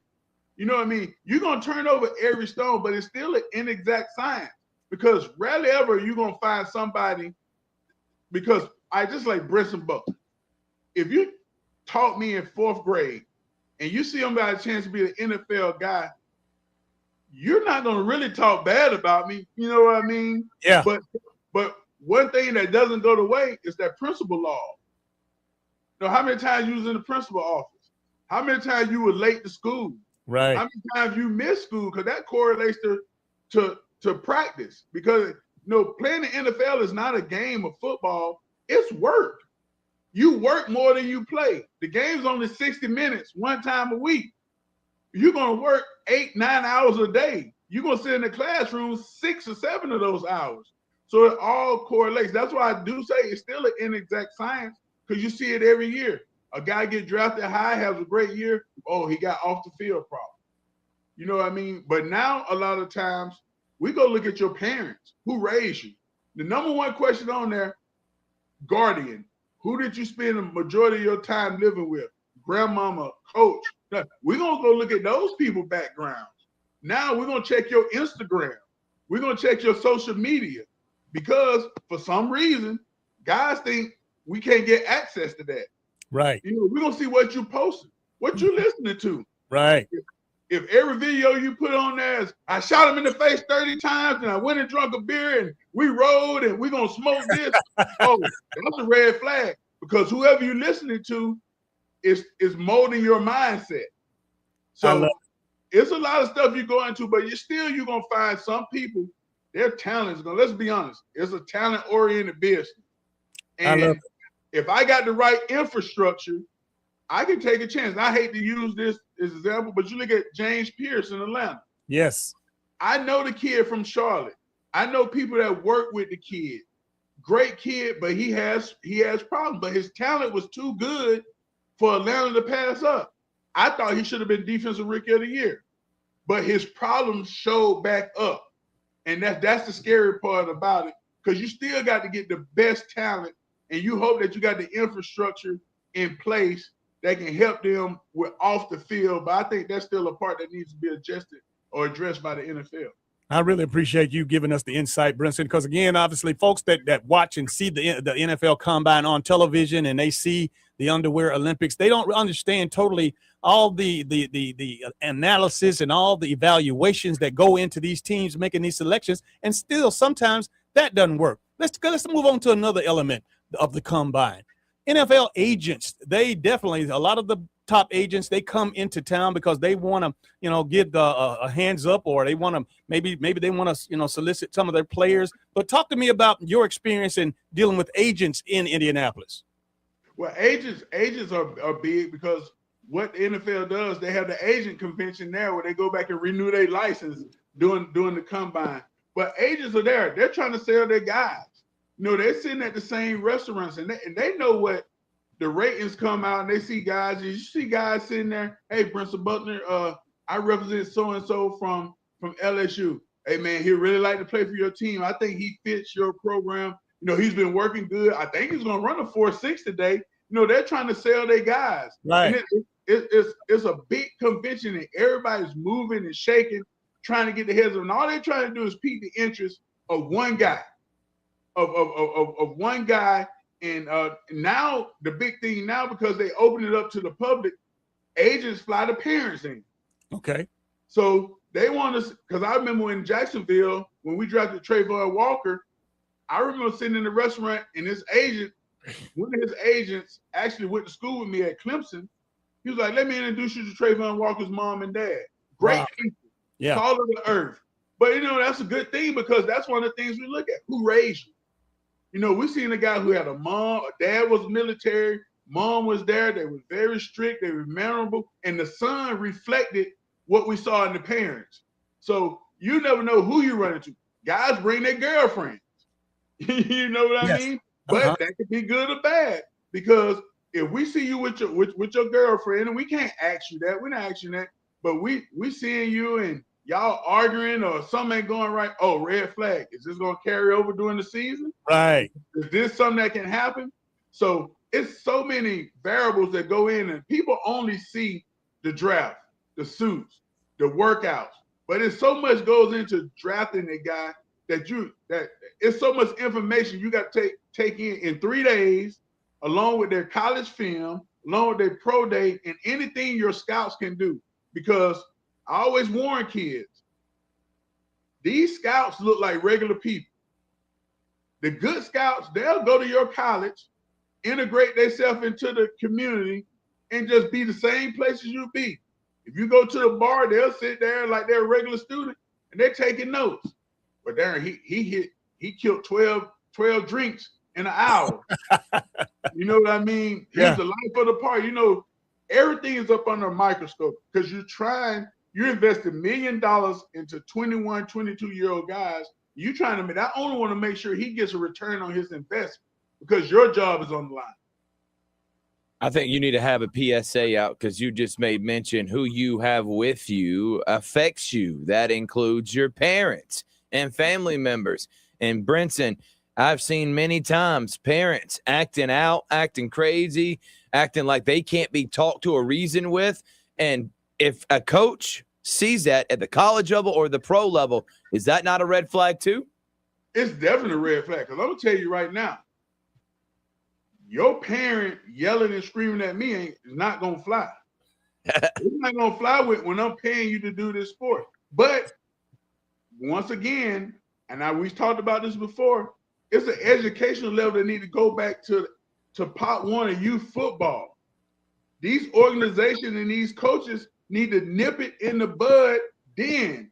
I don't care how good a running back, quarterback, or player you are in Little League, you're not yelling across the fence, screaming and acting a fool, and I'm coaching your kid. I coached Little League football.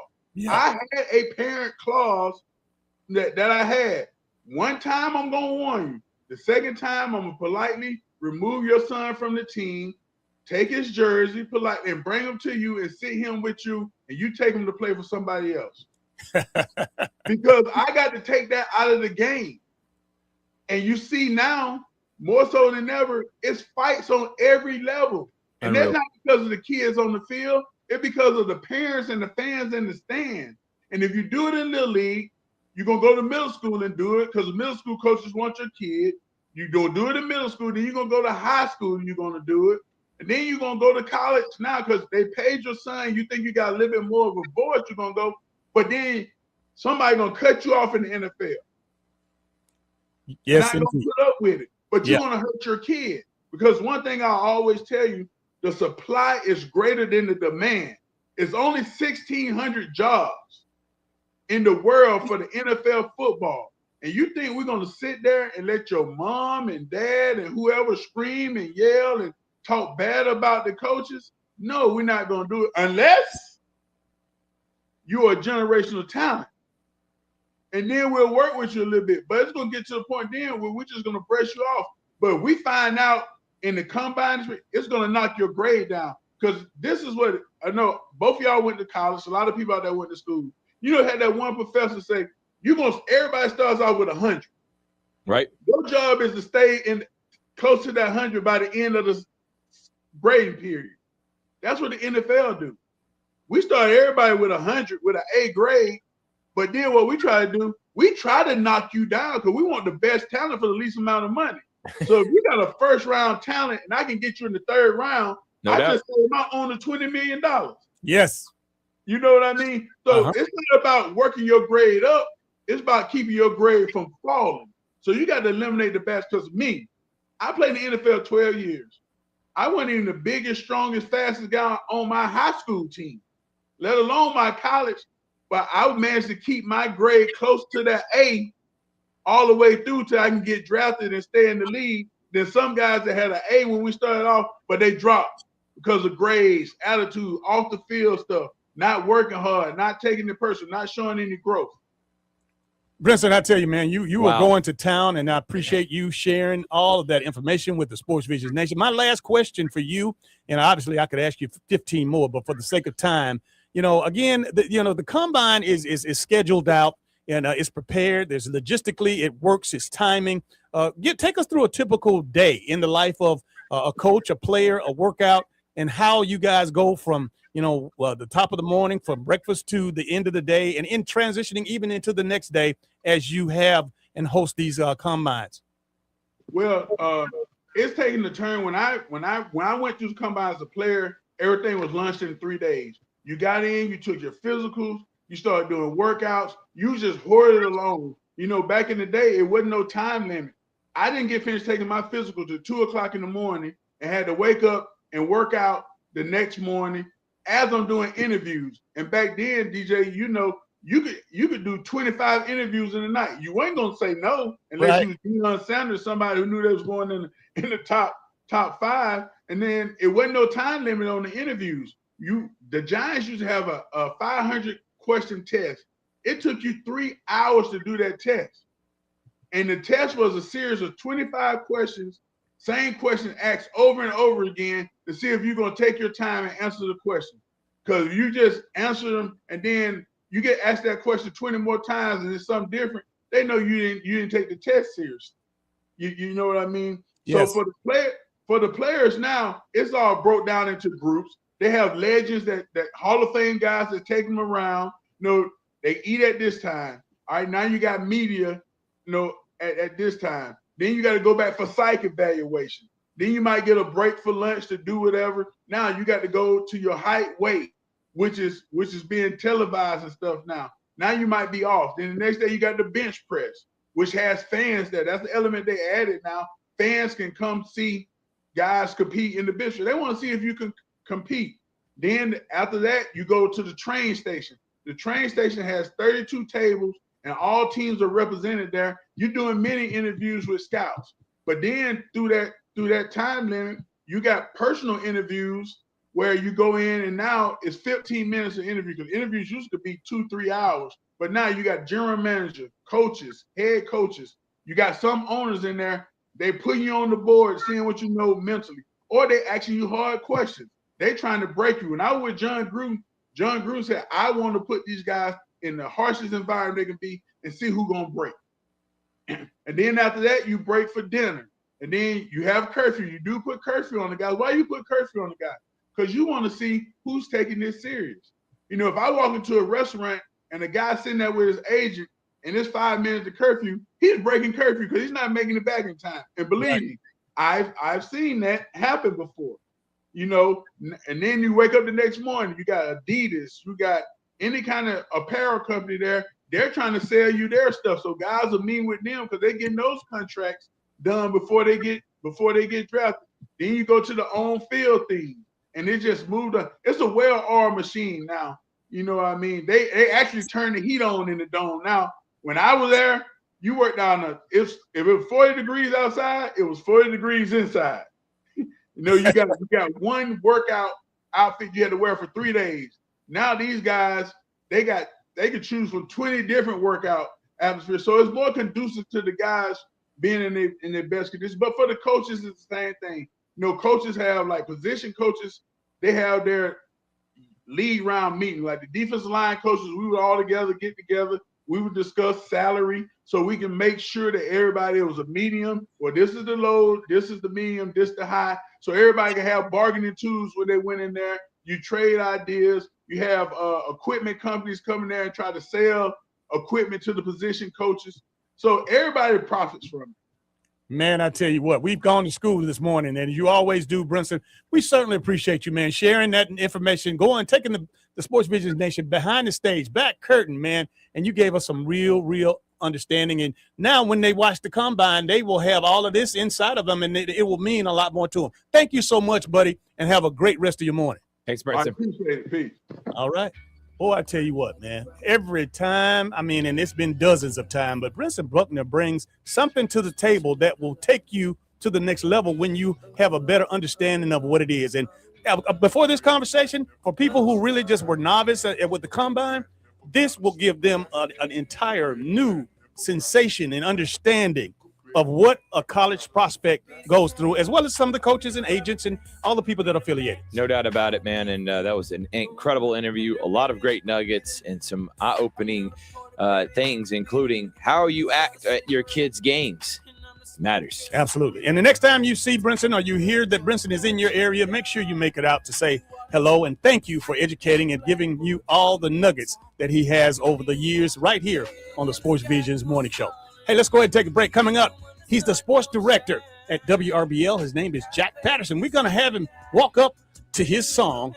And, of course, he's going to have a lot of information for you coming up next.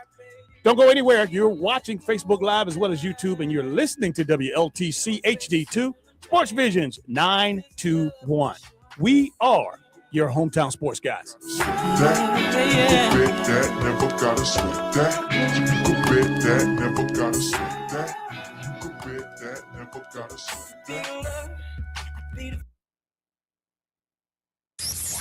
Stay tuned. More local and national sports coverage next on the Sports Visions Morning Show. Sports Visions 92.1. Good morning. I'm Tiffany Maddox with a look at this morning's headlines. Phoenix City authorities are investigating a body that was found behind a building near Dillingham and Broad Streets Wednesday. Officials described the identified body as a black male in his late 40s or early 50s. His body is being sent for an autopsy to determine the cause of death.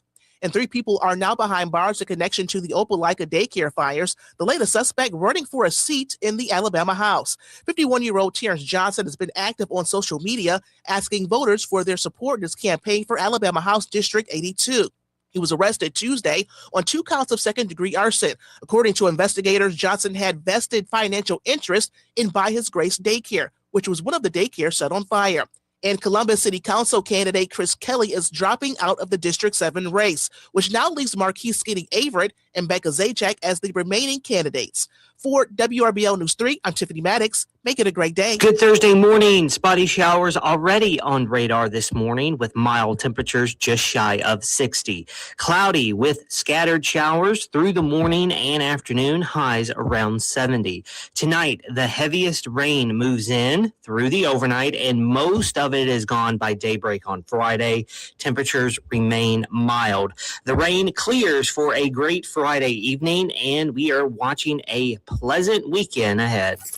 To get the full story, visit sportsvisions921.com and click on the WRBL tab. Sports Visions 92.1. If anyone listening to me is riding in a vehicle that they don't want, I can help you out of that vehicle. I have financing for everybody. No matter what you owe on your vehicle, bring it to me. I'm going to get you out of it. And remember, at Bratton Automotive, I stock them deep and sell them cheap. Attorney advertised, Blake Swan, 4751 Best Road, College Park, Atlanta, Georgia, 921-200-7066. Paid actor dramatization. Top dog does not mean we are the best. No guarantees of success. What we gonna do about this dog? This dog is a problem. And this dog trying to bite us. You see what he's asking for? He's acting like somebody died. Ain't nobody died. The guy's still living. He broke a finger. You see what he's asking for? The dog's a problem. He's trying to bite us. Every call is him. Every call. He wants some money. Every call he's trying to bite us. Look, this top dog calling right now. Insurance company, how may I help you? It's Top Dog. It's me again. We got a problem. I got a client in the accident, and it's real bad. See what I'm saying? Trying to be smart. It's me again. Trying to be smart. Everybody's calling for every accident. Big or small, they make the call. Top Dog Law. This message is from the U.S. Department of Veterans Affairs. Each week, VA sends an email to over 13 million veterans. It's jam-packed with veteran discounts on hundreds of services, job listings, and information on home loans, plus access to many local events for veterans and their families. Subscribe for free at va.gov/vetresources to learn more. Hi, folks. It's the Hubster again with Gill's Auto Sales. I want to begin by thanking the thousands of customers who have purchased vehicles from Gill's Auto Sales the past 39 years. And now we're excited to announce our 40th anniversary. This will be a year-long celebration at all 6 Gill's locations. Many dealers mark the price down on a few vehicles for a few days, and they call that a sale. But when you shop at Gill's, you select the vehicle that best fits your needs and budget from an inventory of over 400 vehicles. Plus, you will get a free 30-month, 30,000-mile warranty on any vehicle you purchase. Y'all come see us. You're listening to the Sports Visions Morning Show, brought to you by Global Diagnostic Services and the Finley Firm. Now back to DJ and Thrift on Sports Visions 92.1. I've been blind for a while now. I just got the key, they let me in. No ID, doors opening up for me.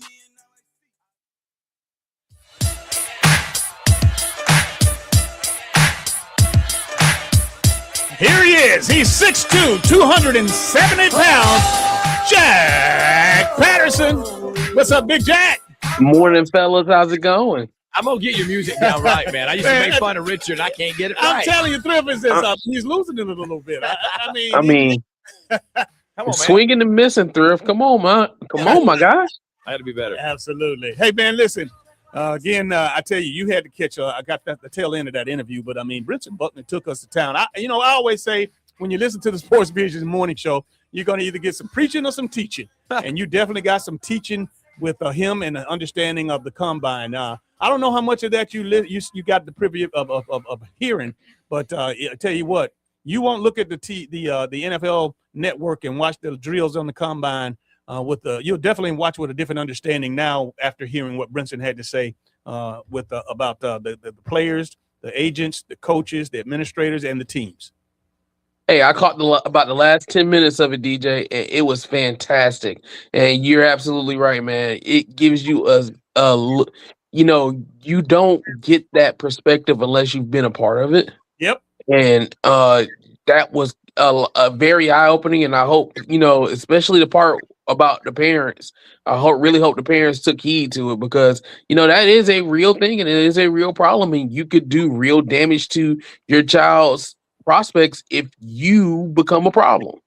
And I know I can only imagine you hear all things, everything. When you're at games and you look up in the stands, and I mean, it's very easy for you to put the camera, and you don't do this, but you could isolate a parent just giving the coach the business, giving a referee the business. But, that's the kind of stuff he's talking about, acting out, and that's not doing you or your child any good. Absolutely, DJ. And of course, we would never, we're not going to put any parent on, the way I see it is, we're not going to put any parent on camera doing like that unless you become part of the story. If you make yourself a news story, then hey, all bets are off. But that's the thing. You don't want to. You can't be doing that kind of stuff, because your reputation now leads you, and you think it's nothing now, but man, for as big as college sports is, it is such a small world. Okay, and word travels fast. No doubt. So you think that something, nobody's gonna pay attention to that. Nothing. Like I said, think that if you want to. Yeah, and cameras travel even faster. Jack, I don't know. Especially in this day and age with the internet. Yeah, they travel even faster. Now, Jack, we got teams going home. Shaw boys had a close one last night. Kendrick boys, both those lost by 6 and 2 respectively on the road. I thought those teams had great years, but we got Carver boys still alive, Chatgo boys still alive, and then the only 2 girls team we have still alive play each other, and Carver and Hardaway this Friday. What are you looking forward to? And then, of course, Pacelli tonight in the Final Four. We got a lot of basketball still left to be played here the next couple of weeks. Man, yes, the last 2 days have been, if you are a high school basketball fan, you have just been in paradise the last 2 days. Okay, we've had a lot of fantastic games. And, it's sad that, we have some teams that are going home that had great seasons. I think about the Shaw boys. They go on the road to Augusta and nearly pull off the upset against Burke County, losing 81-79. The Kendrick boys, they were in a fight against Franklin County, and they came close to pulling off a win. And that entire region, we talked about region 1-2A, and we talked about how tough it was. And Shaw was the 22 seed or a 21 seed. Kendrick was like the 23 or 24 seed, and they're on the road against established teams and giving them all they want on the road. And it just goes to show how tough. Sumter County as well. They fell short in their game as well, but they played tough as well. And it just goes to show how tough that region is. And tough night for Spencer last night too. Yeah. Hart County was a really game squad last night. And they pulled away in the second half. But Spencer had a great year, and of course Carver, man. Carver, proved why they are the number 1 seed in this tournament against Jackson last night. They got out to a 15-0 run and never looked back. Okay. And then, I look at the girls too. Hardaway, I don't know if y'all talked about it yesterday, but we're gonna talk about it now. What Hardaway did to Butler. 25-0 in the first half, 53-2 in this. The police called on you. We can't be talking about child abuse out like that, Jack. I mean, hey, listen, I witnessed what I witnessed, Thrift, okay? But I mean, 25-0 in the first quarter, 53-2 at the half, 83-14 final score. I mean, 84-13. Let me make sure I get that right. You know, and you know, for the life of me, and now granted, I've been, you know, I was out of the loop for 2 months, but for the life of me, I can't figure out how Hardaway was a 5 seed in this tournament. But you know, that was a warning shot to everybody in 2A that thinks that Hardaway is down. Okay, you know, don't sleep on those Lady Hawks, because they are well on the way to making another run towards making. So, you know, we're definitely keeping an eye on them. And of course, we got the Region 1 2A championship rematch with Carver coming up on Friday. Carver taking down Callaway. That was a really great game last night. Carver coming out with a 49-41 win. Callaway came down. They gave those Carver girls a really great game, and it was back and forth, and then Carver pulled away in the fourth quarter. So, you know, it was a really good game. So, you know, shout out to Callaway for a great season. And, of course, shout out to the Carver girls as well. And like I said, we're going to get that rematch between Carver and Hardaway coming up this weekend in the Sweet 16. And then the Pacelli boys as well, getting ready to play in their Final Four game tonight over at CSU. That's going to be a big deal. Of course, we'll have it covered. And, you know, it's business as usual for the Vikings, okay? They're just going in and handling business. And, I mean, at this point, that's what you expect from that program. So, you know, it's just, you know, keeping the main thing for them and, you know, handling their business. They're the number 1 team in the GIAA for a reason, and they're proving it every time they go out. And I also want to give a big shout out to the Central girls as well. That game that they had with Auburn yesterday in the Elite 8 over at Alabama State, one of the best girls basketball games I've ever covered in my 13 years. That's awesome, man. Like, absolutely phenomenal game. You know, it is tough for Central, you know, to come out on the short end of that, but they have nothing to hang their heads about. You know, Auburn and Central, man, you know, you come to expect those two at this point of the year every year. Okay, you expect those two playing for a spot in the 7A Final Four, and yesterday might have been the best of all the matchups they've ever had. Okay, like, that game was absolutely phenomenal. No team got more than a 5-point lead in the game through the entire game. It was back and forth, clutch shot after clutch shot. You know, Jabria Lindsay was phenomenal. She had 24 points.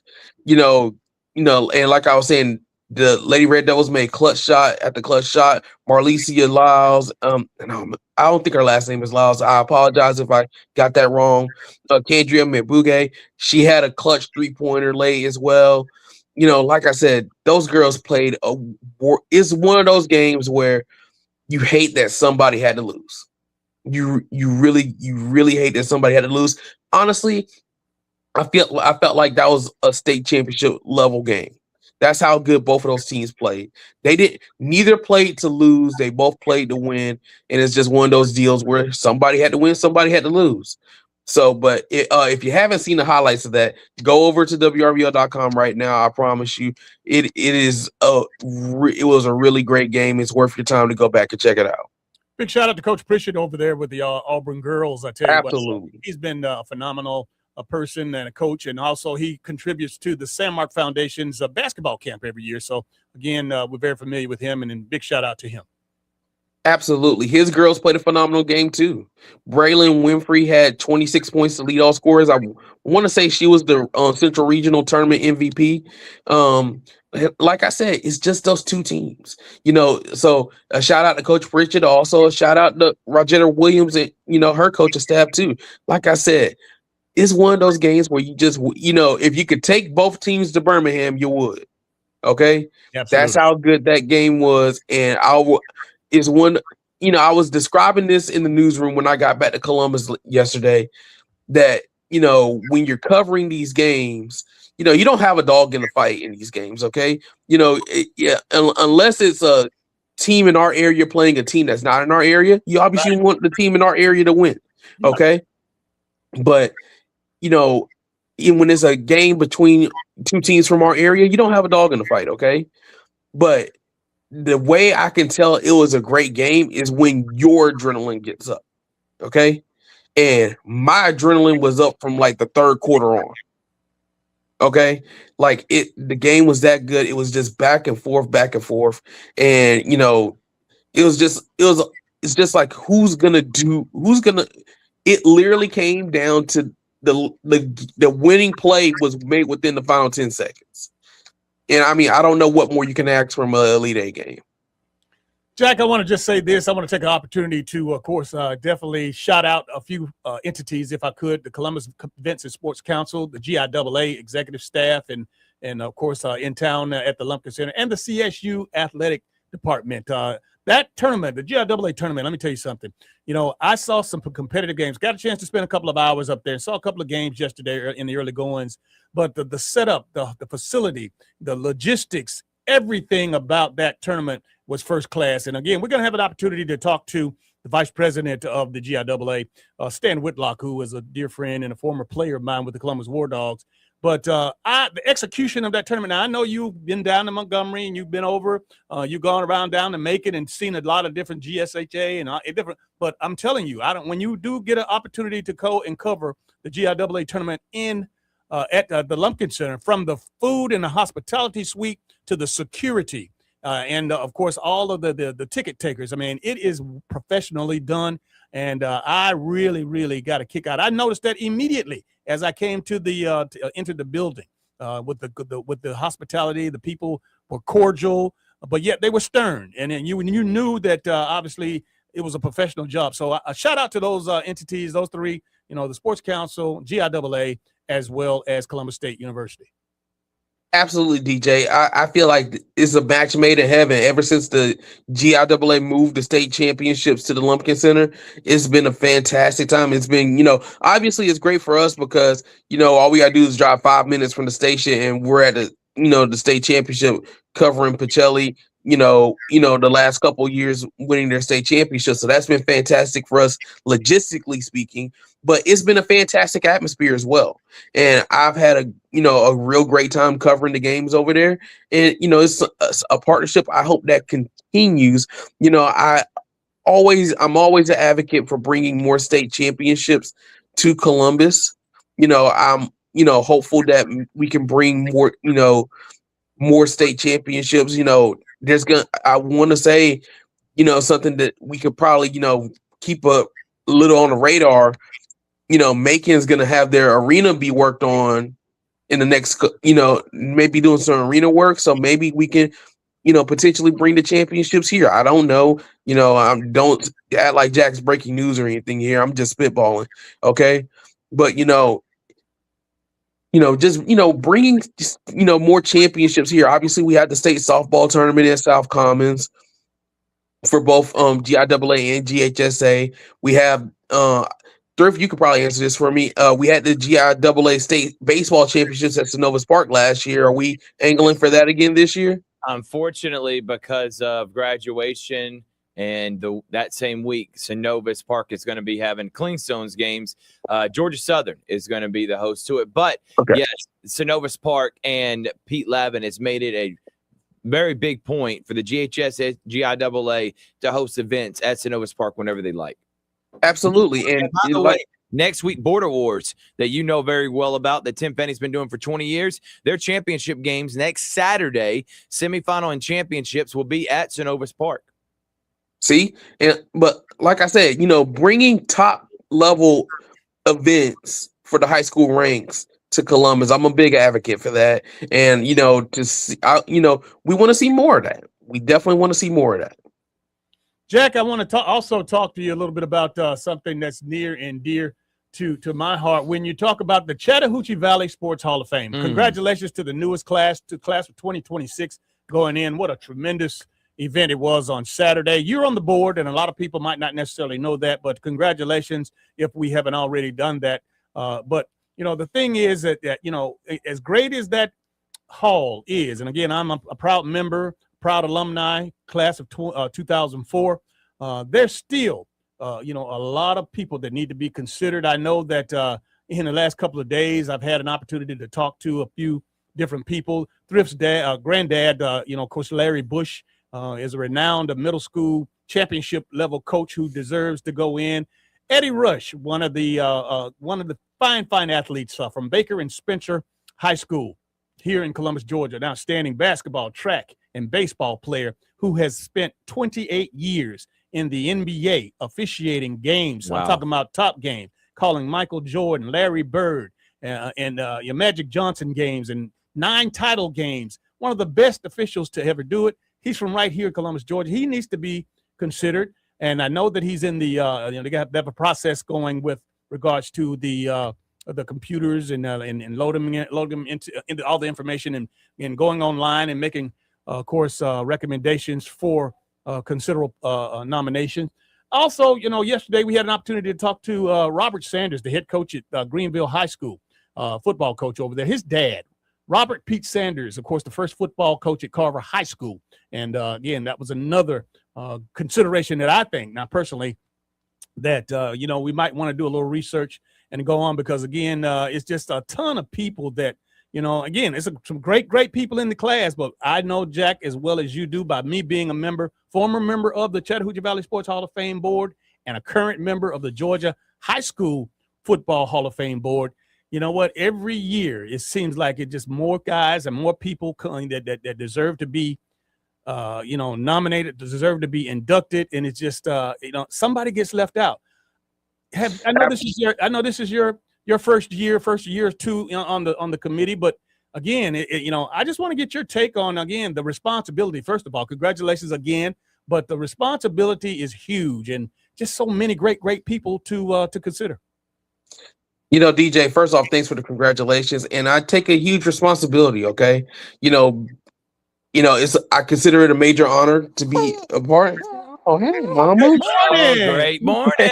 Hang on. It's all right. Started talking Hall of Fame. The Hall of Famer herself woke up and said, "Hold on, now, we're talking about that." She's literally right here in my lap. Say hey to everybody, Kamira. You say hey to everybody. Beautiful. Look at those cheeks. If that ain't Daddy's cheeks, I don't know what is. They call that sugar. They say that good sugar from where I'm from. Yeah. She said I wanted to make my TV debut. There we go. Well, Everything's all right. Okay. Hey, she knows that we got Daddy on here a little longer than those your normal 15 minutes. So that's what I'm sure she's like. Hey, send us an invoice. Send him an invoice. She's been over here just chilling, and all of a sudden, hello, I'm here. But back to what I was saying though, I consider it a major responsibility. Okay, and it's been a learning experience. Just learning how everything works and how everything goes. Yeah. And the biggest thing I can tell people is, there's a lot of people that, I can understand, that, need to be, who weren't nominated. Okay. And a lot of people don't know how to nominate people. Okay. Yeah. And, the one thing I'll tell everybody who says they have somebody that they think should be in contention, the easiest way to do it is fill out that nomination form on the Chattahoochee Valley Sports Hall of Fame page. Okay. That way we can get that information. That way we can, they can be in the discussion for next year. Jack, as always, we appreciate you, big guy. Hey, go ahead and tend to your baby girl, man. Tell her we love her and we appreciate her, and kiss her on the forehead for old DJ, will you? You got it. All right. Take care, guys. I'll see you next week. All Thanks, right, JP. my friend. JP, I tell you what, man, again, great guy, great family. I mean, he is the epitome of what we want our sports directors to be in and around the Chattahoochee Valley. JP, appreciate you, brother. Love you, and I'll see you later on tonight. All right, let's go ahead and take a break. When we come back, there'll be more with DJ and Thrift on the Sportsvisions Morning Show. Remember when I couldn't hold her? Hey, it's Dan Patrick. Thanks for making us your home for local, regional, national sports talk in the Chattahoochee Valley. This is Sportsvisions 92.1. This month, Pure Talk is honoring Jackson and Lincoln by offering unlimited talk, text, and plenty of data for just $25 a month. Meanwhile, Big Wireless is honoring Benjamin Franklin by charging families hundreds of dollars for the same 5G service. What's up with that? Ben Franklin wasn't even a president. When you switch to Pure Talk, you'll be in business with an American wireless company that supports our vets in a big way and keeps all their customer service in this country. That's important. And you'll be on the same towers the big carriers use, so you'll get the same 5G service without the inflated price. So hang on to your Benjamins and switch to Pure Talk for a Jackson and a Lincoln. No contract, no hidden fees. Dial pound 250, say Mike Rowe, and you'll get 50% off your first month when you switch. That's pound 250, Mike Rowe, for an American wireless company that is truly unprecedented. Pure Talk. I know that hiring can be challenging. You need someone to match your role perfectly. Well, now you can meet them fast on ZipRecruiter. Build your team, build it sooner. Meet your match on ZipRecruiter. Just head to ZipRecruiter.com/free right now to try it for free. That's ZipRecruiter.com/free. Meet your match on ZipRecruiter. Try it free. Hi, I'm Connie Britton. I support Feeding America because they help provide over 6 billion meals to people in need each year. Learn more at feedingamerica.org. Feeding America, 200 food banks strong.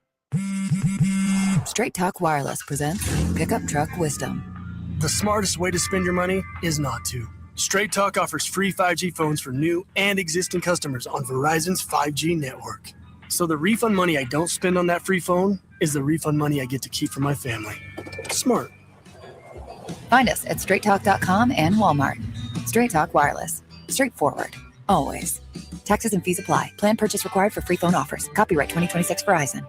Here's a tale of Tina searching up and down for decent GLP-1s, but got spun around. Tell Good RX Road and hey, we got something new. GLP-1 prescriptions, all FDA approved.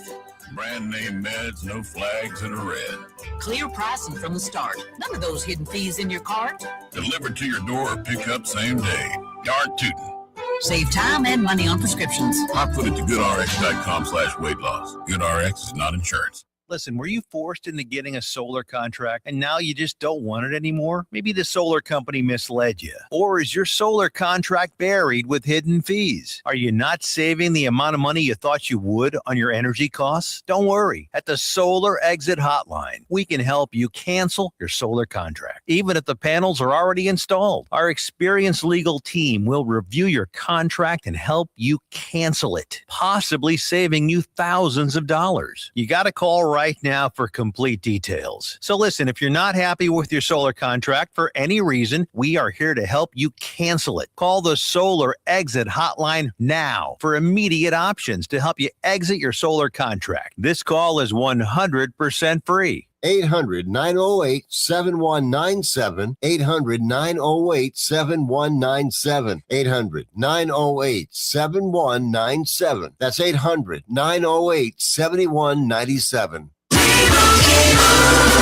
And Doug. There's nowhere I wouldn't go to help someone customize and save on car insurance with Liberty Mutual, even if it means sitting front row at a comedy show. Hey everyone, check out this guy and his bird. What is this, your first date? Oh, no, we help people customize and save on car insurance with Liberty Mutual together. We're married. Me to a human, him to a bird. Yeah, the bird looks out of your league anyways. Only pay for what you need at libertymutual.com. Liberty, liberty, liberty, liberty. WLTC HD2 Casita and W221DP Columbus. You're listening to the Sportsvisions Morning Show. Sportsvisions 92.1. The Herd with Colin Cowherd. 12 to 3 on Sportsvisions 92.1. Now back to the Sportsvisions Morning Show. Here's Carver Tigers legend DJ Jones and Thrift Barringer.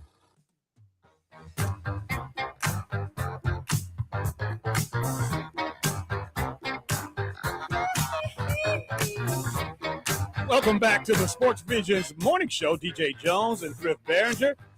Big shout out to, of course, our guy, of course, Jack Patterson with WRBL. And also, I'll tell you what, I want to shout out Daniela Boynton She's listening this morning. She says, good morning, Hawks Nation. Good morning, Debbie Crowell. We appreciate you. Good morning to you. Also, Stanley Crowell, good morning to you, my neighbor and friend. Good morning, my lovely wife, Candy Lowe, and Sandra Shelton. J.R. Zoning as well. Good morning, good morning, good morning. Hawk Nation, stand up. I tell you what, it's going to be a showdown at Hardaway Hawks Gymnasium on Friday. The Lady Hawks will take on the Lady Tigers. Yeah. And I tell you what, the Lady Tigers have blood in their eyes because they have been, of course, taken advantage of, I think. So with regards to the last time that they matched up against the Hardaway Hawks, it was a boat race. Again, it wasn't in favor of the Tigers. And I know that these young ladies have a lot to prove, a lot of pride with Anson Hundley and his staff going over to the Hawks Den. Of course, they call it the Hawks Den? What do they call it? Hawks, whatever they call it. Hawks Nest, but I know Kendall and them call it College Drive. Kelly Nest. Kelly's Nest. Yeah, Kelly's Nest. But I'll tell you this, it's going to be a fantastic one. Time has not been set, but Georgia Alabama Sports Live will be there, and we'll be broadcasting that game. It is going to be standing room only. Yes. Everyone needs to be out in attendance if you're part of the city. But I do ask this, that once you are in attendance, and if you pick a side, that is okay. We want that all in fun. But in the end, it is Columbus versus everyone. And I hope after the game's over with, it's, all right, let's go Carver, or let's go Hardaway, continue making this city proud. It's when things start getting out of pocket, when grown adults start getting into the trash talking, that if it's not in fun and it's starting to become serious, that's when it becomes a problem. Let's have fun this Friday night. Absolutely. And also big shout out to Brentson Buckner, who is our resident NFL executive. I'm going to go ahead and promote him. He's a former player, dozen years in the league. He's also have damn near a dozen years in the league coaching for a multitude of teams. But Brentson, man, talking about and breaking down the NFL Combine unlike no other. We really appreciate him. And again, he really took it to another level. Yeah, he did. And he also kept it real with how practice players, and those were the worst, in my opinion, DJ. I couldn't stand dudes that we would, even if it's not just practice, we would do workouts. And this is when I was about to go play in college. We do workouts, and these guys I'm talking about are absolutely killing it. And so I'm not knowing, this is when I was at West Georgia, not knowing who to pick. I'm seeing these guys in drills. I pick him and I pick him and I pick him. We start playing a game. None of those drills translated. And that's what Brentson was talking about. These guys, they're not going to be bamboozled. They may look good in the combine, but when they cut on the film, they better see the same thing. Well, for all intents and purposes, if in fact you have a career or possibly a future in the National Football League, you're going to, first of all, the team that you surround yourself with is going to be, somebody's going to be real with you. And again, going out in shorts and going out and practicing drills in the yard or in the training facility in your town, and that don't relate to what your position calls for. Obviously, you're doing yourself a disservice. Right. So again, the sooner that you understand that, and if these people that love you and care about you know that, then they'll tell you, and then you won't spend as much time. But I'm willing to say this, that a lot of times when the elite players, the guys that do get invited to the combines, I think they have already been surrounded by people that can be real with them and will eliminate all of that nonsense that they are doing, or if they have been introduced to some nonsense, they will, if they're serious about them going to the next level, they will eliminate that in a hurry. But you heard also Brentson too. He even says going to the little league level, if a parent's acting out, I will say you're not on my team. So if he's doing it at the little league level, what do you think multi-billion-dollar corporations are going to do when they're deciding to pick up someone? So young men and women, who you surround yourself with, DJ, you say it all the time, who you surround yourself with will come back to bite you if you ain't got that a good core with you at all times. Well, again, that's, it's better said than it is done, because, and I say that with this, because a lot of times that, you are really, you're really guilty of your own situation. A lot of times people that are in these situations, especially kids, if their parents are assholes, they don't know. All they know is what they know, that those are their parents and they love them. So again, if the parent, the adult parent is, is an idiot, and they don't have enough understanding and respect that's going to affect, they need to, how they act in front of their children. What can you do? I mean, that's where it is, man, because it's just a stopgap. It's just a bunch of folks that just don't get it. They don't understand it. They're living their dreams vicariously through their kids without a whole lot of training, knowledge. And guess what, Thrift? they don't want to know. They don't want nobody else to know. All they know is they want their kid to play college ball. They want their kid to be in the pros, and they're not going to necessarily listen to anybody who has is an example in their community that has done that. They're listening to a lot of people and getting a lot of advice from people who have no idea. How can you tell me how to do something if you've never experienced it or done it? I completely agree with you, DJ, and I just hope, but this is a very tough conversation because it ain't no tough conversation. It's the truth. I 100% agree with you, DJ, but if a parent, and I'm just trying to do devil's advocate right now in their shoes, their response is going to be, man, I birthed this kid. I've been raising him all these years. I can do whatever the hell I want for my kid, but somebody's got to tell him, you're right. And you also can hurt your kid's chances of being able to go to the NFL if you wanted to play in. Also, there's a process in banking. There's a process in the healthcare industry. There's a process in law enforcement. I mean, you're not just going to show up on these jobs and automatically tell me how to be a police or go and show me. Good point. Tell me how to do heart surgery. You're not going to tell me how to run an act in a courtroom. It's a process, man. And guess what? If you don't know it, and we don't expect every parent to know it. My parents didn't know it, but guess what? My parents entrusted the coaches that they allowed me to play with. They gave them the impact. And of course, now they made sure that I was going to be safe. And again, it was a safe and healthy environment, and I wasn't going to be mistreated. But you know what? Hey, if you don't like that little league coach, don't let your kid play for him. If so, you turn it over to that little league baseball coach, that basketball coach at the Y, or at Pop Warner or youth football league, whatever it is. If you trust that guy, leave him alone and let your son. If you don't like it, if you have a problem, if you got to yell and scream at him, that your kid doesn't need to be playing for him. No, that's your choice now. That's the thing. And I can only tell you what happened to me. And again, like I said, I don't check all the boxes. I've had my ups and downs. I've had trials and tribulations. My mom and dad had their, bumps in the road. But guess what? They did not screw around with my coaches. When they allowed me to play, and I played a multitude of sports. When they turned me over, my dad turned me over to your granddad at Talbotton Road a year after I had gone to Arnold. And, hey, man, your dad or your granddad wouldn't have known my dad was sitting in the gym, but he wouldn't know my dad's name unless he introduced himself, because he entrusted the coaches to do their jobs. And exactly, DJ. And I'm going to go back my high school years. I felt like sometimes I was being worked against, and I would vent to my dad. You know what he didn't do was go vent to the coach. There you go. He told me, make it where he has to put you in the damn game. So guess what I did? I busted my ass shooting thousands of shots every single day on the gun. You can ask Dusty Perdue. That machine used to be mine. I made it where I was one of the top shooters, averaging 15 a game my senior year. I know, again, I'm not saying I was the greatest basketball player, but I use that as motivation. I wanted to prove that coach wrong. I wanted to prove everyone else wrong. That motivated me. That made me excited to want to work hard. And guess what that translated to, DJ? To life now. Because there have been times where things have not gone the way I wanted to. Obviously, I felt like I got off to a kind of a late start in terms of my career, but I didn't let that deter me. I kept going with my vision, kept going after my dream. And if I had where my dad every time is saving me and saying, well, hold up, I'm going to make sure you get this, you get that, and I didn't have to go through any adversity, I would not be prepared as an adult, because as an adult, you can't keep saving your kids. You're going to save your kid when he's 35 years old? Come on, DJ. We got to let them learn and handle things on their own. Yep. And if we've hurt anybody's feelings or whatever, we apologize. That's not what we're trying to do. This is a community platform. This is a community show. And again, if you have some suggestions or something out there that can make it better, because we don't all have the answers. Like I said, when I share with you what I think, I'm only sharing with you what worked for me and what worked in Walter and Betty Jones's household. Now, again, if it doesn't mean anything to you, hey, so be it. I'm just sharing and letting you know that, there are some things that, that happen in my life, Thrift, that happen in your life, and others that come on and share with us. I mean, that's what it's all about. But if you sit back with your arms folded and your mouth poked out and you don't want to talk to us, you don't want to suggest, you don't want to engage, hey, man, ain't nothing we can do. Yeah. It's shame on you, because it's your kid who's going to obviously, end up on the short end of the stick, because they got a parent that doesn't want to learn, that wouldn't want to try new things. They don't want to, listen to people. I mean, not that, like I said, not that what I say is the gospel,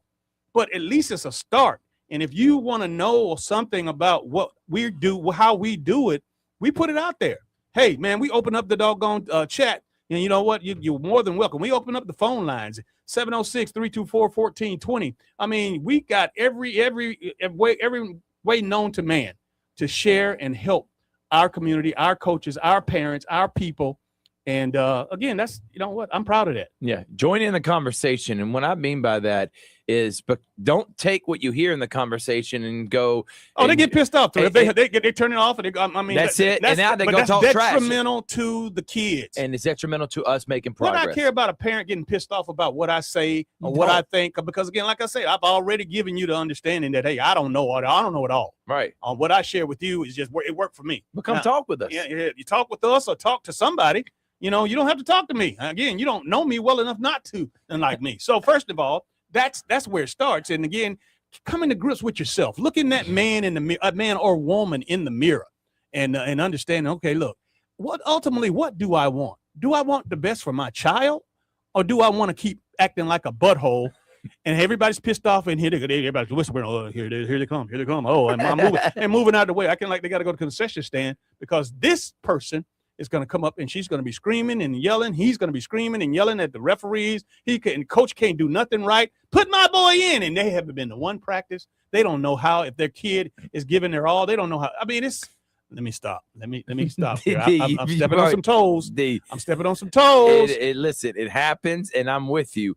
And I just want the understanding again. How is it helping the kid? That's what you keep talking about, DJ. How is it helping the kid? And I hope anyone. That's why we keep saying the conversation's open. So please come and enlighten us and tell us what you think. Please comment.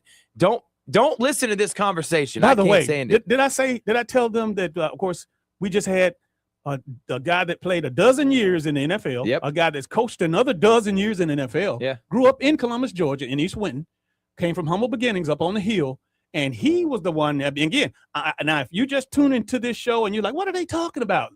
Thrift, share with them how they can go back and hear Brentson and all the wonderful things that he was able to share with our audience today. We're on YouTube. We're on Facebook right now. You can go back and listen, put in Sportsvisions Radio on YouTube, and then also on Spotify. I literally was watching Richard work yesterday from Columbus State, editing up and taking out all the commercials so you can listen. No commercials for the entire 3 hours on Spotify and Apple Podcasts. Go back, listen while you're cutting the grass. And when you hear it, listen, comment. Please let us know that you're listening, watching. Don't listen to the show and then later on, hey, you hear what DJ said on the show? I can't believe he said that. You don't have to do that. DJ wants you to tell him if he thinks he's wrong or DJ, not. DJ, go to hell. I don't care. Just give me something. Join in on the conversation. That's all we want. Facebook, YouTube, that's where it is. And guess what, DJ? How about that Sportsvisions radio app, too? Oh, my God. Download that in your app store today. Got on my phone anytime, anywhere. Listen to, of course, us in the morning. Then you got DP coming up, Dan Patrick, Colin Cowherd, and then he's still kicking. Hey, Paul. Paul Feinbaum. Nothing on listen, I just want to keep the sides. Nothing on the top.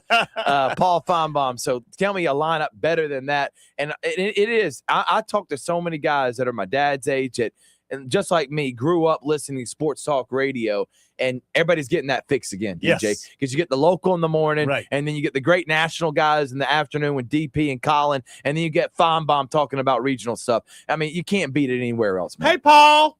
You know, Paul. Paul, they cheat the kids, Paul. Play my boy. By the way, big shout out to, of course, a good friend and a former Carver Tiger, Bernard Taps, man. He says, hey, what's up, guys? And Thrift, and great show. Great show. He said, DJ and Thrift, great show. And we appreciate you listening out there, man. But listen, my friend Bernard Taps, again, you know, you're near and dear. We had an opportunity to spend some time together. Share this with your friends. Tell a friend to tell a friend that the Sportsvisions morning show is on weekdays from 6 a.m. to 9 a.m. Again, on Sportsvision 92.1. Also, of course, Danella Boynton out there, she says she's out loud. And, of course, she's at the games not only for her kid, but the whole team. And she says she fuss while encouraging the kids. And actually, she wants the people to feed off of her energy. And you know what? she's right. She's there. I commend that. I commend her. And she's consistent. That's very. what I would tell you, Miss Boyden. You are consistent every game, and that's why I love you, girl. If you're consistent, you're cheering on your players, you're allowed to fuss at the referees. Trust me, I do it too. But there's a fine line, and we all know what we're talking about. Cheering and getting the kids fired up for a big-time game, I'm all about it. I'm all about having fun too. But once you leave the gym, that's the end of it. Absolutely. Big shout-out to Clem Ivory Jordan Jr. Good morning, big fella. Rodney Lawrence, we appreciate you listening out there. Hey, man, I tell you what, just got a lot of folks that are chiming in. Let's go ahead and take another break. You're watching Facebook Live, and you're listening to WLTC HD2 Sports Visions 921. This is the Sports Visions Morning Show. I'm more than just an option. Hey, hey, hey. Refuse to be. If it's local, it's on the Sports Visions Morning Show with former Georgia Bulldog DJ Jones and Thrift Barringer. Good morning. I'm Tiffany Maddox with a look at this morning's headlines. Phoenix City authorities are investigating a body that was found behind a building near Dillingham and Broad Streets Wednesday. Officials described the identified body as a black male in his late 40s or early 50s. His body is being sent for an autopsy to determine the cause of death. And 3 people are now behind bars in connection to the Opelika daycare fires, the latest suspect running for a seat in the Alabama House. 51-year-old Terrence Johnson has been active on social media, asking voters for their support in his campaign for Alabama House District 82. He was arrested Tuesday on 2 counts of second-degree arson. According to investigators, Johnson had vested financial interest in By His Grace Daycare, which was one of the daycares set on fire. And Columbus City Council candidate Chris Kelly is dropping out of the District 7 race, which now leaves Marquise Skinny Averett and Becca Zajac as the remaining candidates. For WRBL News 3, I'm Tiffany Maddox. Make it a great day. Good Thursday morning. Spotty showers already on radar this morning with mild temperatures just shy of 60. Cloudy with scattered showers through the morning and afternoon, highs around 70. Tonight, the heaviest rain moves in through the overnight, and most of it is gone by daybreak on Friday. Temperatures remain mild. The rain clears for a great Friday evening, and we are watching a pleasant weekend ahead. To get the full story, visit sportsvisions921.com and click on the WRBL tab. Sports Visions 92.1. Gotta get the Gills Auto Sales. We can finance, you got to get the Gills. Selection and price. Got to get the Gills. Gotta get the Gills. Happy 40th anniversary to Gills Auto Sales. This will be a year-long celebration with inventory and deals like you haven't seen in a long time. Every lot in Gills' lineup is stocked with a car, truck, or SUV that you've been dreaming about. Hey, want to save more than ever before on the vehicle of your dreams during the 40th anniversary celebration? You gotta get to Gills. Attorney advertising. Lake Swan, 4751 Best Road, College Park, Atlanta, Georgia. 921-200-7066. Paid actor dramatization. Top dog does not mean we are the best. No guarantees of success. What we gonna do about this dog? This dog is a problem. And this dog trying to bite us. You see what he's asking for? He's acting like somebody died. Ain't nobody died. The guy's still living. He broke a finger. You see what he's asking for? The dog's a problem. He's trying to bite us. Every call is him. Every call. He wants some money. Every call is trying to bite us. Look, this Top Dog calling right now. The insurance company, how may I help you? It's Top Dog. It's me again. We got a problem. I got a client in the accident, and it's real bad. See what I'm saying? Trying to be smart. It's me again. Trying to be smart. Everybody's calling for every accident. Big or small, they make the call. Top Dog Law. Lori's Furniture Express, your express way to saving. February is the month for love, and Gory's Furniture Express wants to show their love for you, their customers, with free local delivery during the month of February on purchases of $1,000 or more. Free local delivery during the month of February, and that's only at Gory's Furniture, and that's why you're going to love this place. Alabama Highway 169 in Opelika. Your home for the Dan Patrick Show, 9 to 12 on Sports Visions 92.1. Now back to the Sports Visions Morning Show. Here's former Green Bay Packer DJ Jones and Thrift Barringer.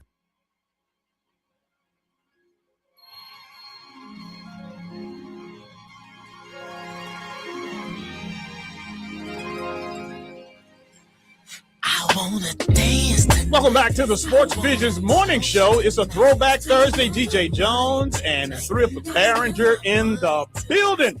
Thrift, we're one day away from TGIF. And I tell you what, I don't know where the front part of the week went, but we're here, man. Unbelievable, man. I don't even FaceTime no more. I just keep going with the flow. That's how I do it. That's DJ. right. That's right. Hey, man, we had a good time cutting up in the break, and I wish that we had the mics on because we were letting it go, man. I tell you what, big shout out to Debbie Crowell. Let me just tell you this. Debbie Crowell and Chuck Crowell, they're two of the best parents. Now, again, granted, their son was incredibly talented. He was. But I guarantee you one damn thing. You weren't going to hear Chuck and, of course, Debbie complaining about the refs, referees, or a coach, but because Isaiah, took care of business on the field, and that's where it's done. And now, again, parents out there, you can do whatever you want. I'm just telling you now. I'm just sharing with you different situations. But the bottom line, if you're going to be cussing out the referees and talking hard to coaches from in the stands, just know that they're human beings too. And don't think it's going to get any easier. Don't think that you're intimidating a referee because you're embarrassing him, and he's human. So what is he going to do? He's going to, the human side alone. Now, I'm not saying, and I'm not advocating that referees are going to try to be out for a vengeance. Yeah, but still, he's a human being. You are showing me up? Really? You're trying to show me up, Mom, Dad? Your coach, you trying to show the coach up? No. Ultimately, it's going to go back to that kid. So be careful what you're asking about. Be careful who you're cussing out, and be careful who you're trying to embarrass. Yeah, I've learned because, and I will tell you, especially when I first graduated and I was going back to watch my brother win a championship at Glenwood, I was the loudest one in the stands. I would go and tell a referee. You were a buffoon? I would go tell the referee, go see his daddy, who was the other coach, because I felt like they were getting God. Oh, man. No. D, I was You bad, were making man. it bad for your brother. Yes. And you didn't know that, did you? No, and I learned at the time because there was one official that I took a personal because he was terrible and looked like he always went after me when I was a player because I was a very fiery, passionate player. So when I had my opportunity to talk trash in the stands, I did.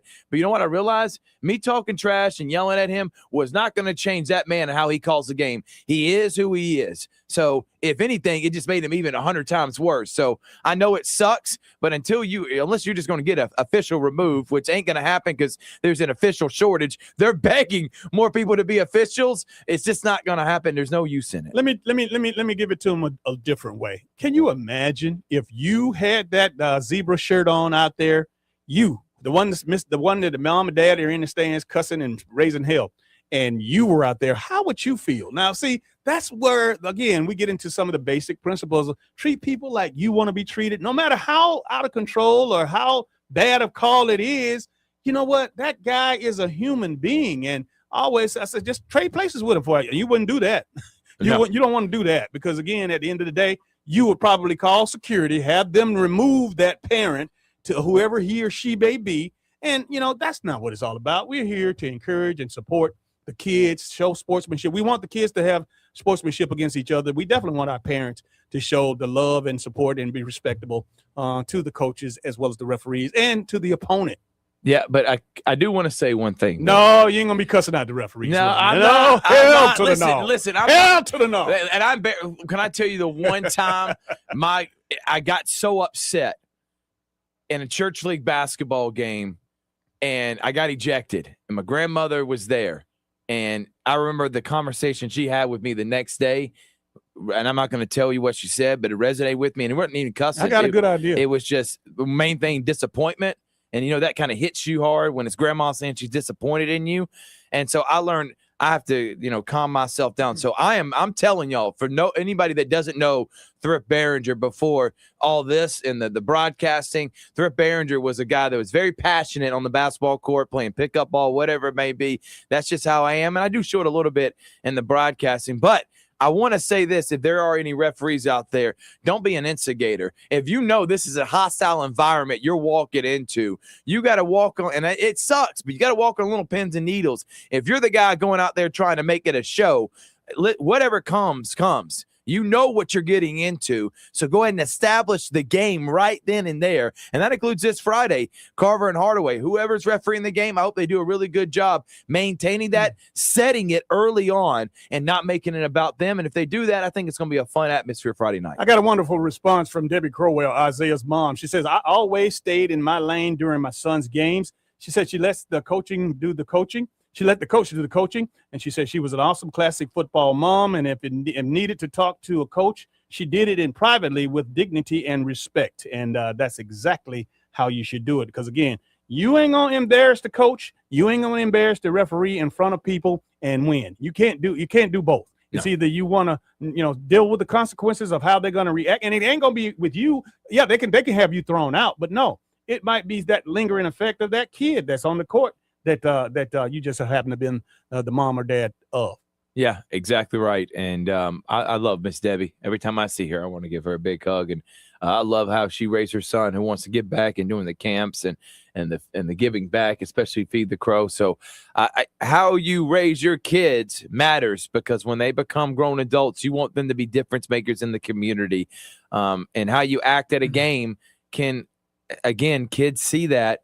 And then when they get older, or they don't know the difference between you as an adult that's allowed to do that compared to them as a kid. No, a kid should not be talking to a grown adult. I don't care if it's a referee or not in any way. That is up for the coach to be able to handle that. But when they see maybe mom and dad doing it, they may be inclined. And I'm speaking from experience. My dad was one of those that popped off at the mouth. I've seen him get ejected or two from a game or two, and I love my dad. But when I saw that, guess what? Made me a little bit fiery. So how you act does go a long way with your kids. And one thing I'm going to say, and we're going to move on because we got a guest coming up in just a little bit. But Thrift, if I'm out of order and if I'm doing something wrong, if you're a friend of mine, hey, look, tap me on the shoulder and say, look, let me holler at you, buddy. It's never to a point where you're above the law or you are above anything that's you're bigger than everything that's around you. And again, sometimes you just might need that little extra. The tug on, a whisper in the ear, or say, hey, look, man, think about this. They're watching you. These kids are looking at you.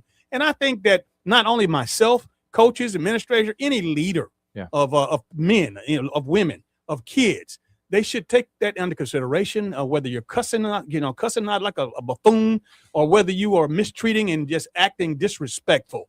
Think about what you're doing. Now, if you want to do this on your own with somebody else, on somebody else's time, but if you are charged to coaching somebody's kids, leading some organization, come on, man, have some pride, have some dignity, do the right thing. And again, don't think, because people see you, they see you and they know you. Don't think that it's a secret. If you're a butthole, we know you're a butthole, and people are talking about it. But what I'm saying to you, the friends around you, don't keep patting you on the back. Pull them to the side and say, hey, man, ease up a little bit. Try a different way. Try a different approach, And I think that the world will be a whole lot better. Gary Ingram, facts that let coaches coach and parents just be the support system for your kids and keep motivating.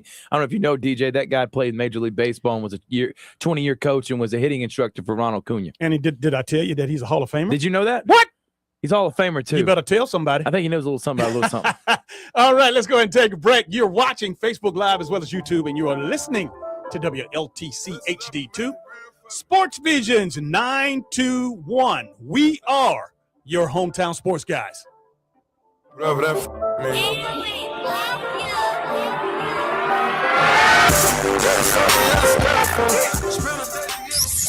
Stay tuned. More local and national sports coverage next on the Sportsvisions Morning Show.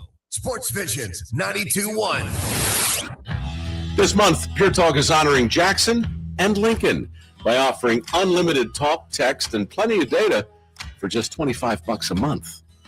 Meanwhile, Big Wireless is honoring Benjamin Franklin by charging families hundreds of dollars for the same 5G service. What's up with that? Ben Franklin wasn't even a president. When you switch to Pure Talk, you'll be in business with an American wireless company that supports our vets in a big way and keeps all their customer service in this country. That's important. And you'll be on the same towers the big carriers use, so you'll get the same 5G service without the inflated price. So hang on to your Benjamins and switch to Pure Talk for a Jackson and a Lincoln. No contract, no hidden fees. Dial pound 250, say Mike Rowe, and you'll get 50% off your first month when you switch. That's pound 250, Mike Rowe, for an American wireless company that is truly unprecedented. Pure Talk. Lori's Furniture Express.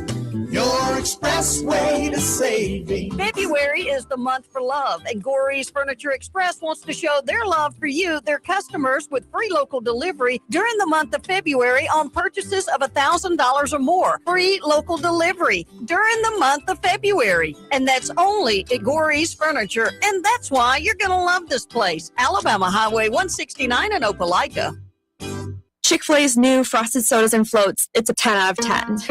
Hey, this is Lizzie, a team member at my local Chick-fil-A, and a little thing I love about the Chick-fil-A chicken sandwich and new frosted sodas and floats is how well they go together. You will love having your favorite soda blended with our creamy ice cream to make a new frosted soda or float. With the mix of the ice cream and soda fizz, it's so delicious, I call it Fizzalicious. Order a Chick-fil-A chicken sandwich and a new frosted soda and float at your local Chick-fil-A restaurant. Real team member paid for their testimonial. This is Michael Bratton at Bratton Automotive. I want to tell you about something that's near and dear to my heart. That's my sales team.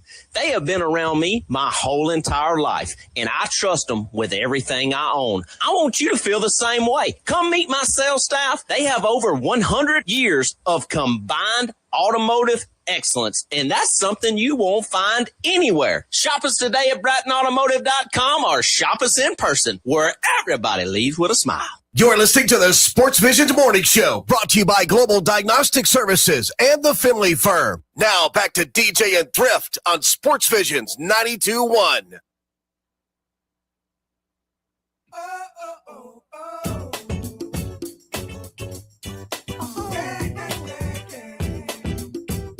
Welcome back to the Sports Visions Morning Show. Good Thursday morning, everybody. It's a great day for a great day. DJ Jones and Thrift Barringer in the building. We're broadcasting live from the beautiful PMB studios here in Midtown, just right next to the Aflac Tower. Farrell, how did you know that DJ was about to say beautiful? Hold on now. Did you see that? Wow. Yes, indeed. Hey, Farrell Bowman out there, we appreciate you. Gary Ingram, thank you so much. Sylvester Elkins, Dr. Killer, listening out there. We appreciate you definitely listening. Hey, man, we thank you for allowing us to help you get your day started.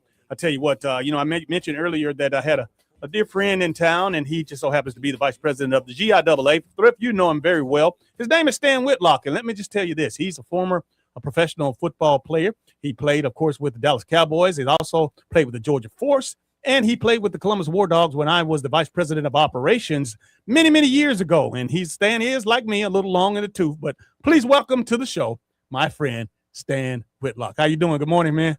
Good morning, gentlemen. How's it going?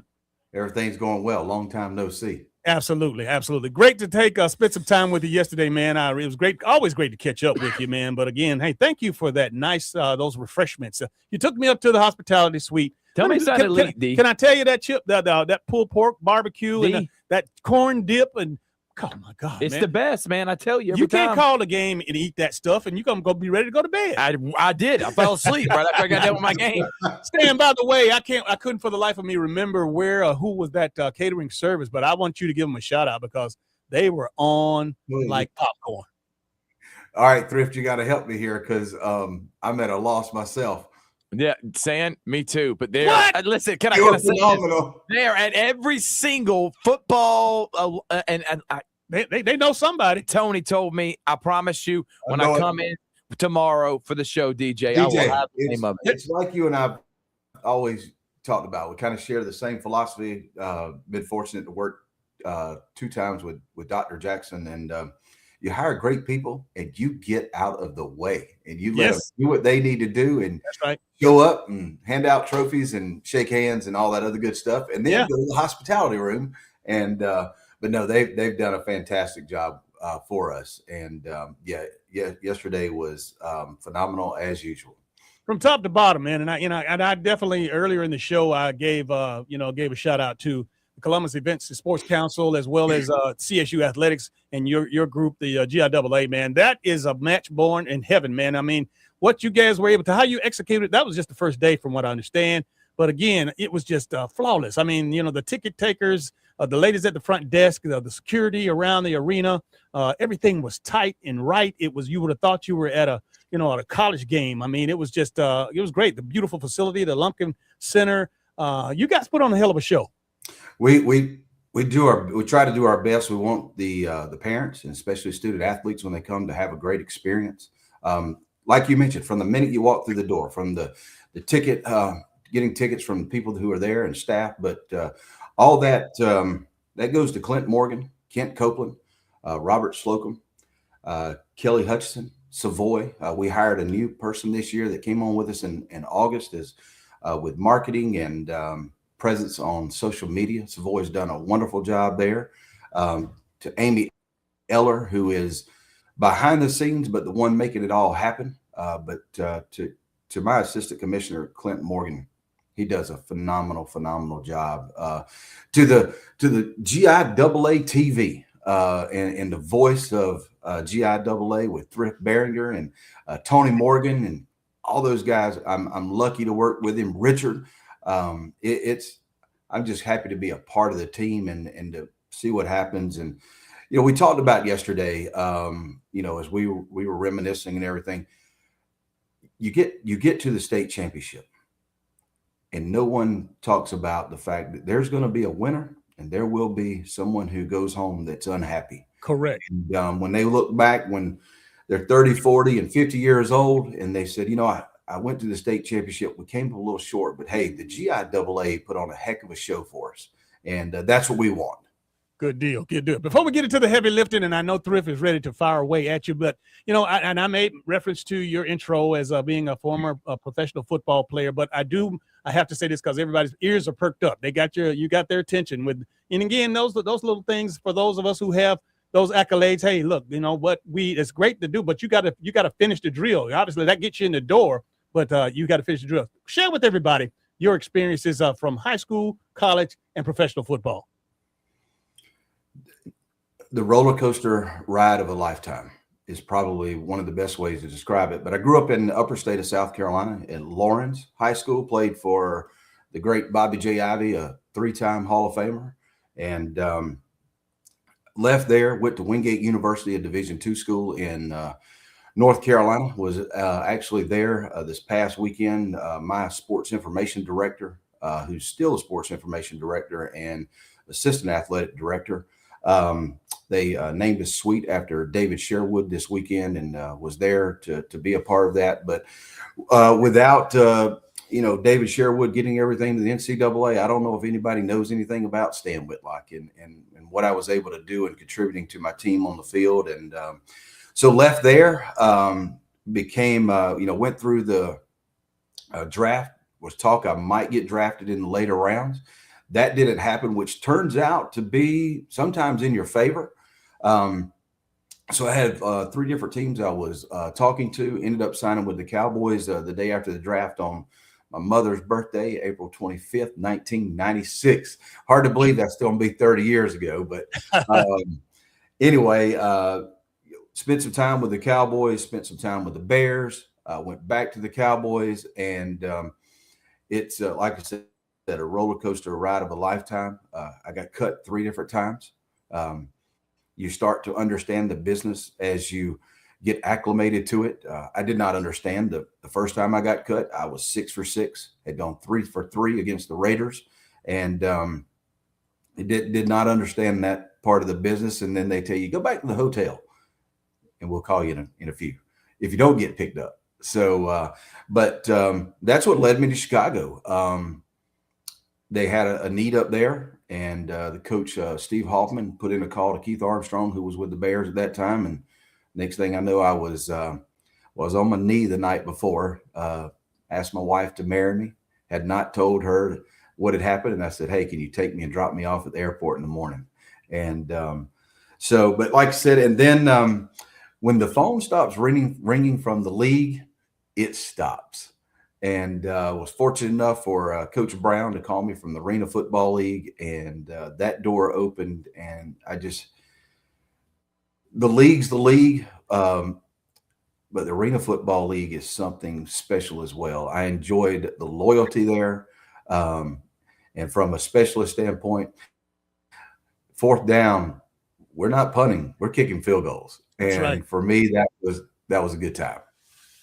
Good stuff. Good stuff. I know, speaking of arena football, obviously the Columbus Lions have reemerged in my mind with regards to the new ownership of Roger Beck and, of course, his leadership with, of course, his general manager, Corey Black, and his head coach, Damian Daniels. And you know those guys very well. And again, what bit of information or what bit of advice would you give those guys going in? Because I think that the future is definitely bright for the Columbus Lions.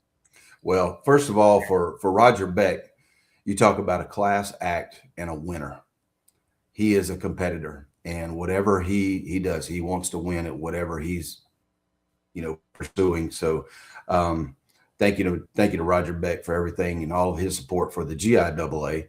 To Corey Black, Corey talks about the 2% and the 1% all the time. And another guy that's a winner. When you get those guys and you put them together, you got a winning combination. And Coach Daniels, who's a legend in the Arena Football League, the knowledge that he brings, I'm looking forward to joining him on a Friday or Saturday night just to sit in the stands and watch. But to Roger Beck as an owner and those guys, any advice? Just enjoy the ride. The pressures of game day will come along, and everything that has to be done to produce a game day and everything like that. But you focus on the team during the week, focus on the fans on the weekend. Want an enjoyable spirit time when they come out, and those players. I think a big part of what's missed is the interactions you can have from the arena football game. I remember, just being in the box, because you're in basically an ice hockey box, and you've got fans right there to them. I talked to them during the game. It was a way to kind of keep my mind at ease because of his specialist. You don't get all jacked up and all that. You got to stay focused, and then you learn how to flip that switch. DJ, you and I talked about that. You think you know how to flip the switch when you're in college, but once you get to the league, you become a professional, and you've got the tutelage of other people, you really learn how to flip that switch to where it's time to perform now. And you can go from talking to somebody to on the field and doing your thing. You see guys that are on the sidelines all the time. They're just talking. And then when they go on the field, it's time to go. So kind of like Thrift Barringer when he's on GIAA TV, it's time to go. You got to turn it on, baby. But what most people don't understand is I try to be on all the time so everybody gets the real Thrift. But Stan, can you please talk to us about GIAA, GISA? We got a lot of new listeners. We've been growing this thing since the last time you've been on. So a lot of people are like, GIAA, GISA, what the heck is that? It's your time to kind of promote what all we do in our special association. Yeah, the GIAA, so the GISA, the Georgia Independent School Association, is the parent company. We rebranded about 4 years ago to the Georgia Independent Athletic Association. 34 schools coming in. We just want to be the premier league. We want, as I stated earlier, DJ pointed out, we want to be number one, period. And we want you to have a great experience when you come to the arena, to our state championships. But 171 schools statewide throughout the great state of Georgia. It is your independent private school league. We have everything from sports. We represent schools from a legislative standpoint, professional development, accreditation, you name it, we've got it going on. And, from the sports side where, I get to interact with you guys and sharing camaraderie there, it's all about the student athlete. Same thing in the classroom to the field or court. It's all about the student athlete and the experience that they have and the fans have when they come to the arena, of having a great time. And those that can't join us at the arena, we got the voice of the GIAA, Thrift Barringer, talking to them and bringing it to them live, and just as if they're sitting in the comfort of their home and they're right there in the arena with us. To GIAA TV, we want that to be a great experience as well, with Thrift right there in your face, Richard, and to the guys behind, kudos to Tony Morgan and everything that he's done for our team and making those things happen. Stan Whitlock is our guest this morning on the Sportsvisions Morning Show. Stan is the vice president of the GIAA. Stan, obviously, we talk about the tournament that's going on right here in the Lumpkin Center here in Columbus, Georgia, but you also have another site. And how does that work? And talk about that other site that's out there. I believe it's ABAC. Yep. So we're at ABAC. So 1A, 2A are there, and then AAA and Quad A here at Columbus, and everybody will come together Friday and Saturday that state championship. And while I'm at it, to Mr. Davis, the assistant athletic director at Columbus State, we love working with Jimbo and everything that he does for us and making things happen on that side and the partnership we have there. So shout out to Mr. Davis. Hopefully he's listening this morning. And who knows Mr. Davis? We know him as Jimbo. No Jimbo. And, he's headed towards retirement. We wish him the best when that time comes about. And, but he's been a blessing to us, as you mentioned, along with the chamber and sports council here in Columbus and everything we've been able to do to put forth that show for the student athletes and the parents when they show up. So what's next with regards to everything that you are here to do? I know you're the boss, and for the most part, you got some other support people here. But in order for this to end like you want it to, what needs to happen? You just, like I said, you get out of the way and you watch things happen when you get to this point. Clint and Kent and Robert, all those guys that I talked about, Amy, Dr. Jackson's at A back. He'll come in and we'll all join forces.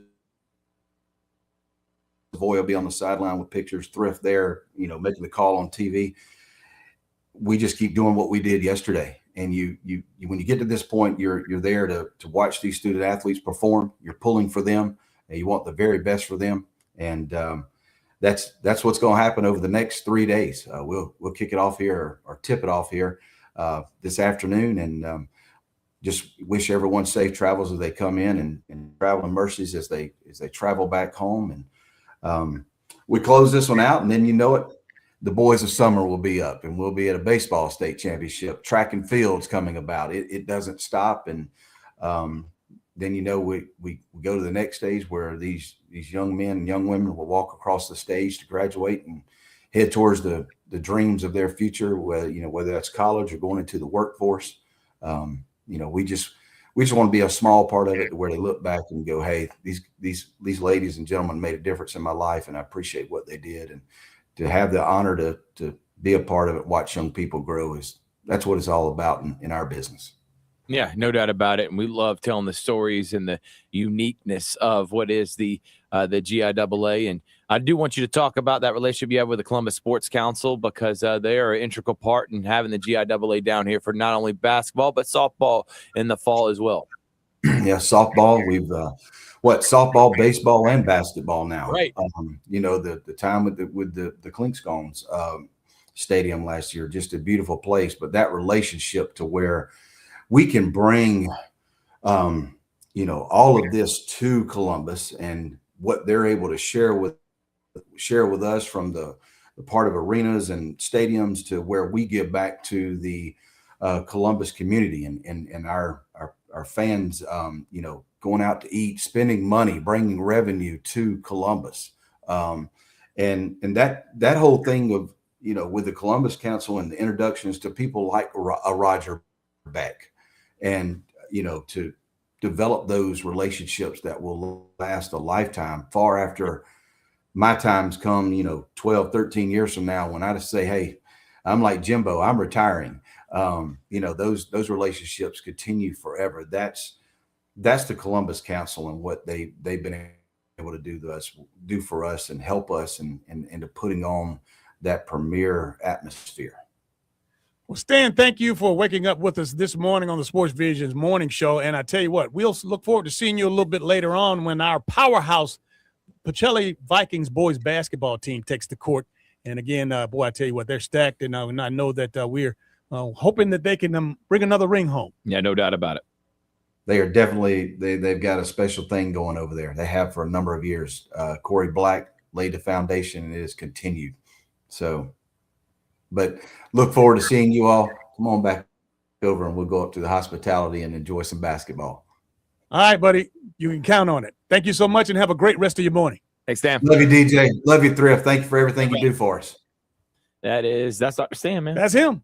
That's the guy who actually put you on the map with the GIAA, huh? That's Stan the man. I love him. That's my kicker. That's him. That's my. By the way, we didn't say what he said. He said he went 6 for 6 here and this or that there. He was a kicker, and he was a very accurate kicker, a very good kicker. And professional ball, man. You're here today, gone tomorrow. But again, just to get the opportunity to sign and have an opportunity to get invited to a football organization, man. There's so many hundreds of thousands of guys that play this game, but only a few ever get an opportunity to experience it. Yeah, and he was one of the best arena football kickers at the time. Oh, he was one of the best, NFL kickers. It's just about, opportunities. And, always opportunity, man. Absolutely. And now he's doing a great job with enhancing the GIAA. Absolutely. We're going to keep it right here, Thrift, because we only have a few minutes remaining. 2 minutes. But we want to make sure that we thank not only Stan Whitlock, of course, the vice president of the GIAA, and, of course, look forward to seeing him tonight. And I am going to go back up to that hospitality room because that got some you better. great groceries up there, man. 4 plates for me yesterday. 4 plates? Four times. My boy Chris Gates, 5 times. Oh, my goodness. I told him maybe put a limit on him. Boy, I tell you. Jack Patterson, of course, we enjoyed not only having Jack, but his lovely baby girl. She was beautiful. We had the opportunity to see her on the show today. Brentson Buckner, man, I tell you what, he brought the house down, as he always does. And again, talking about the combine and talking about these athletes, talking about, these coaches and players and the perception. Brentson, I guarantee you, his second career or his third career, if you will, is the speaking circuit by all stretches of the imagination. This guy should get paid handsomely to travel around and talk real talk to the parents, coaches, the administrators about sports, not just football, about sports and life. We appreciate Brentson. Yep. Also, Mark Upshaw. We got, of course, in 2 weeks, the San Mark Foundation High School Boys and Girls All by City Basketball Awards, presented by Sportsvisions 921. Thrift, you and I will grace the stage, and of course, Richard will be there, and a whole lot of other folks. Mark and Sam will have an opportunity to show all the coaches and players in the Bi-City how much they appreciate them, because they're going to be pouring into them by honoring and celebrating them with this 5th annual awards luncheon. Yeah, I cannot wait to do it again. And man, we got a plethora of teams, athletes, and coaches that we're going to be talking about, and their incredible season, and maybe even some state champions. We're still cheering on the Hardaway girls. They're the only girls team alive with Central girls losing that keep a chance to win a championship. And Carver boys, Chatco boys are the only boys team we have alive in our area. So those 3 teams we're cheering on to hopefully bring home a ring. All right, as we leave, of course, big shout out to David Boyd, Sylvester Sly Elkins, of course, Debbie Crowell, and of course, Gary Ingram. He was listening up in Atlanta, and we know that we appreciate you. Daniela Boyton as well. And again, everybody out there, Bernard Taps. I got so many parts. Hey, look, you hear the music, you know what that means. That's going to do it for this edition of the Sportsvisions Morning Show. On behalf of Thrift Barringer, I'm DJ Jones, reminding you to keep your eye on the ball. I know what you like. I feel it coming. Time is of the essence. You've been listening to the Sportsvisions Morning Show with DJ Jones and Thrift Barringer. Brought to you by Global Diagnostic Services and the Finley Firm. This is Sportsvisions 92.1. I don't know why you're the one. Turn me out of my mind. You don't need nobody. You don't need no other body. Only you feel on my body. Only you feel on my body. You don't need no other body. Say not me the mess up my mind, and I me the make you free up your mind. Say your body talk to me.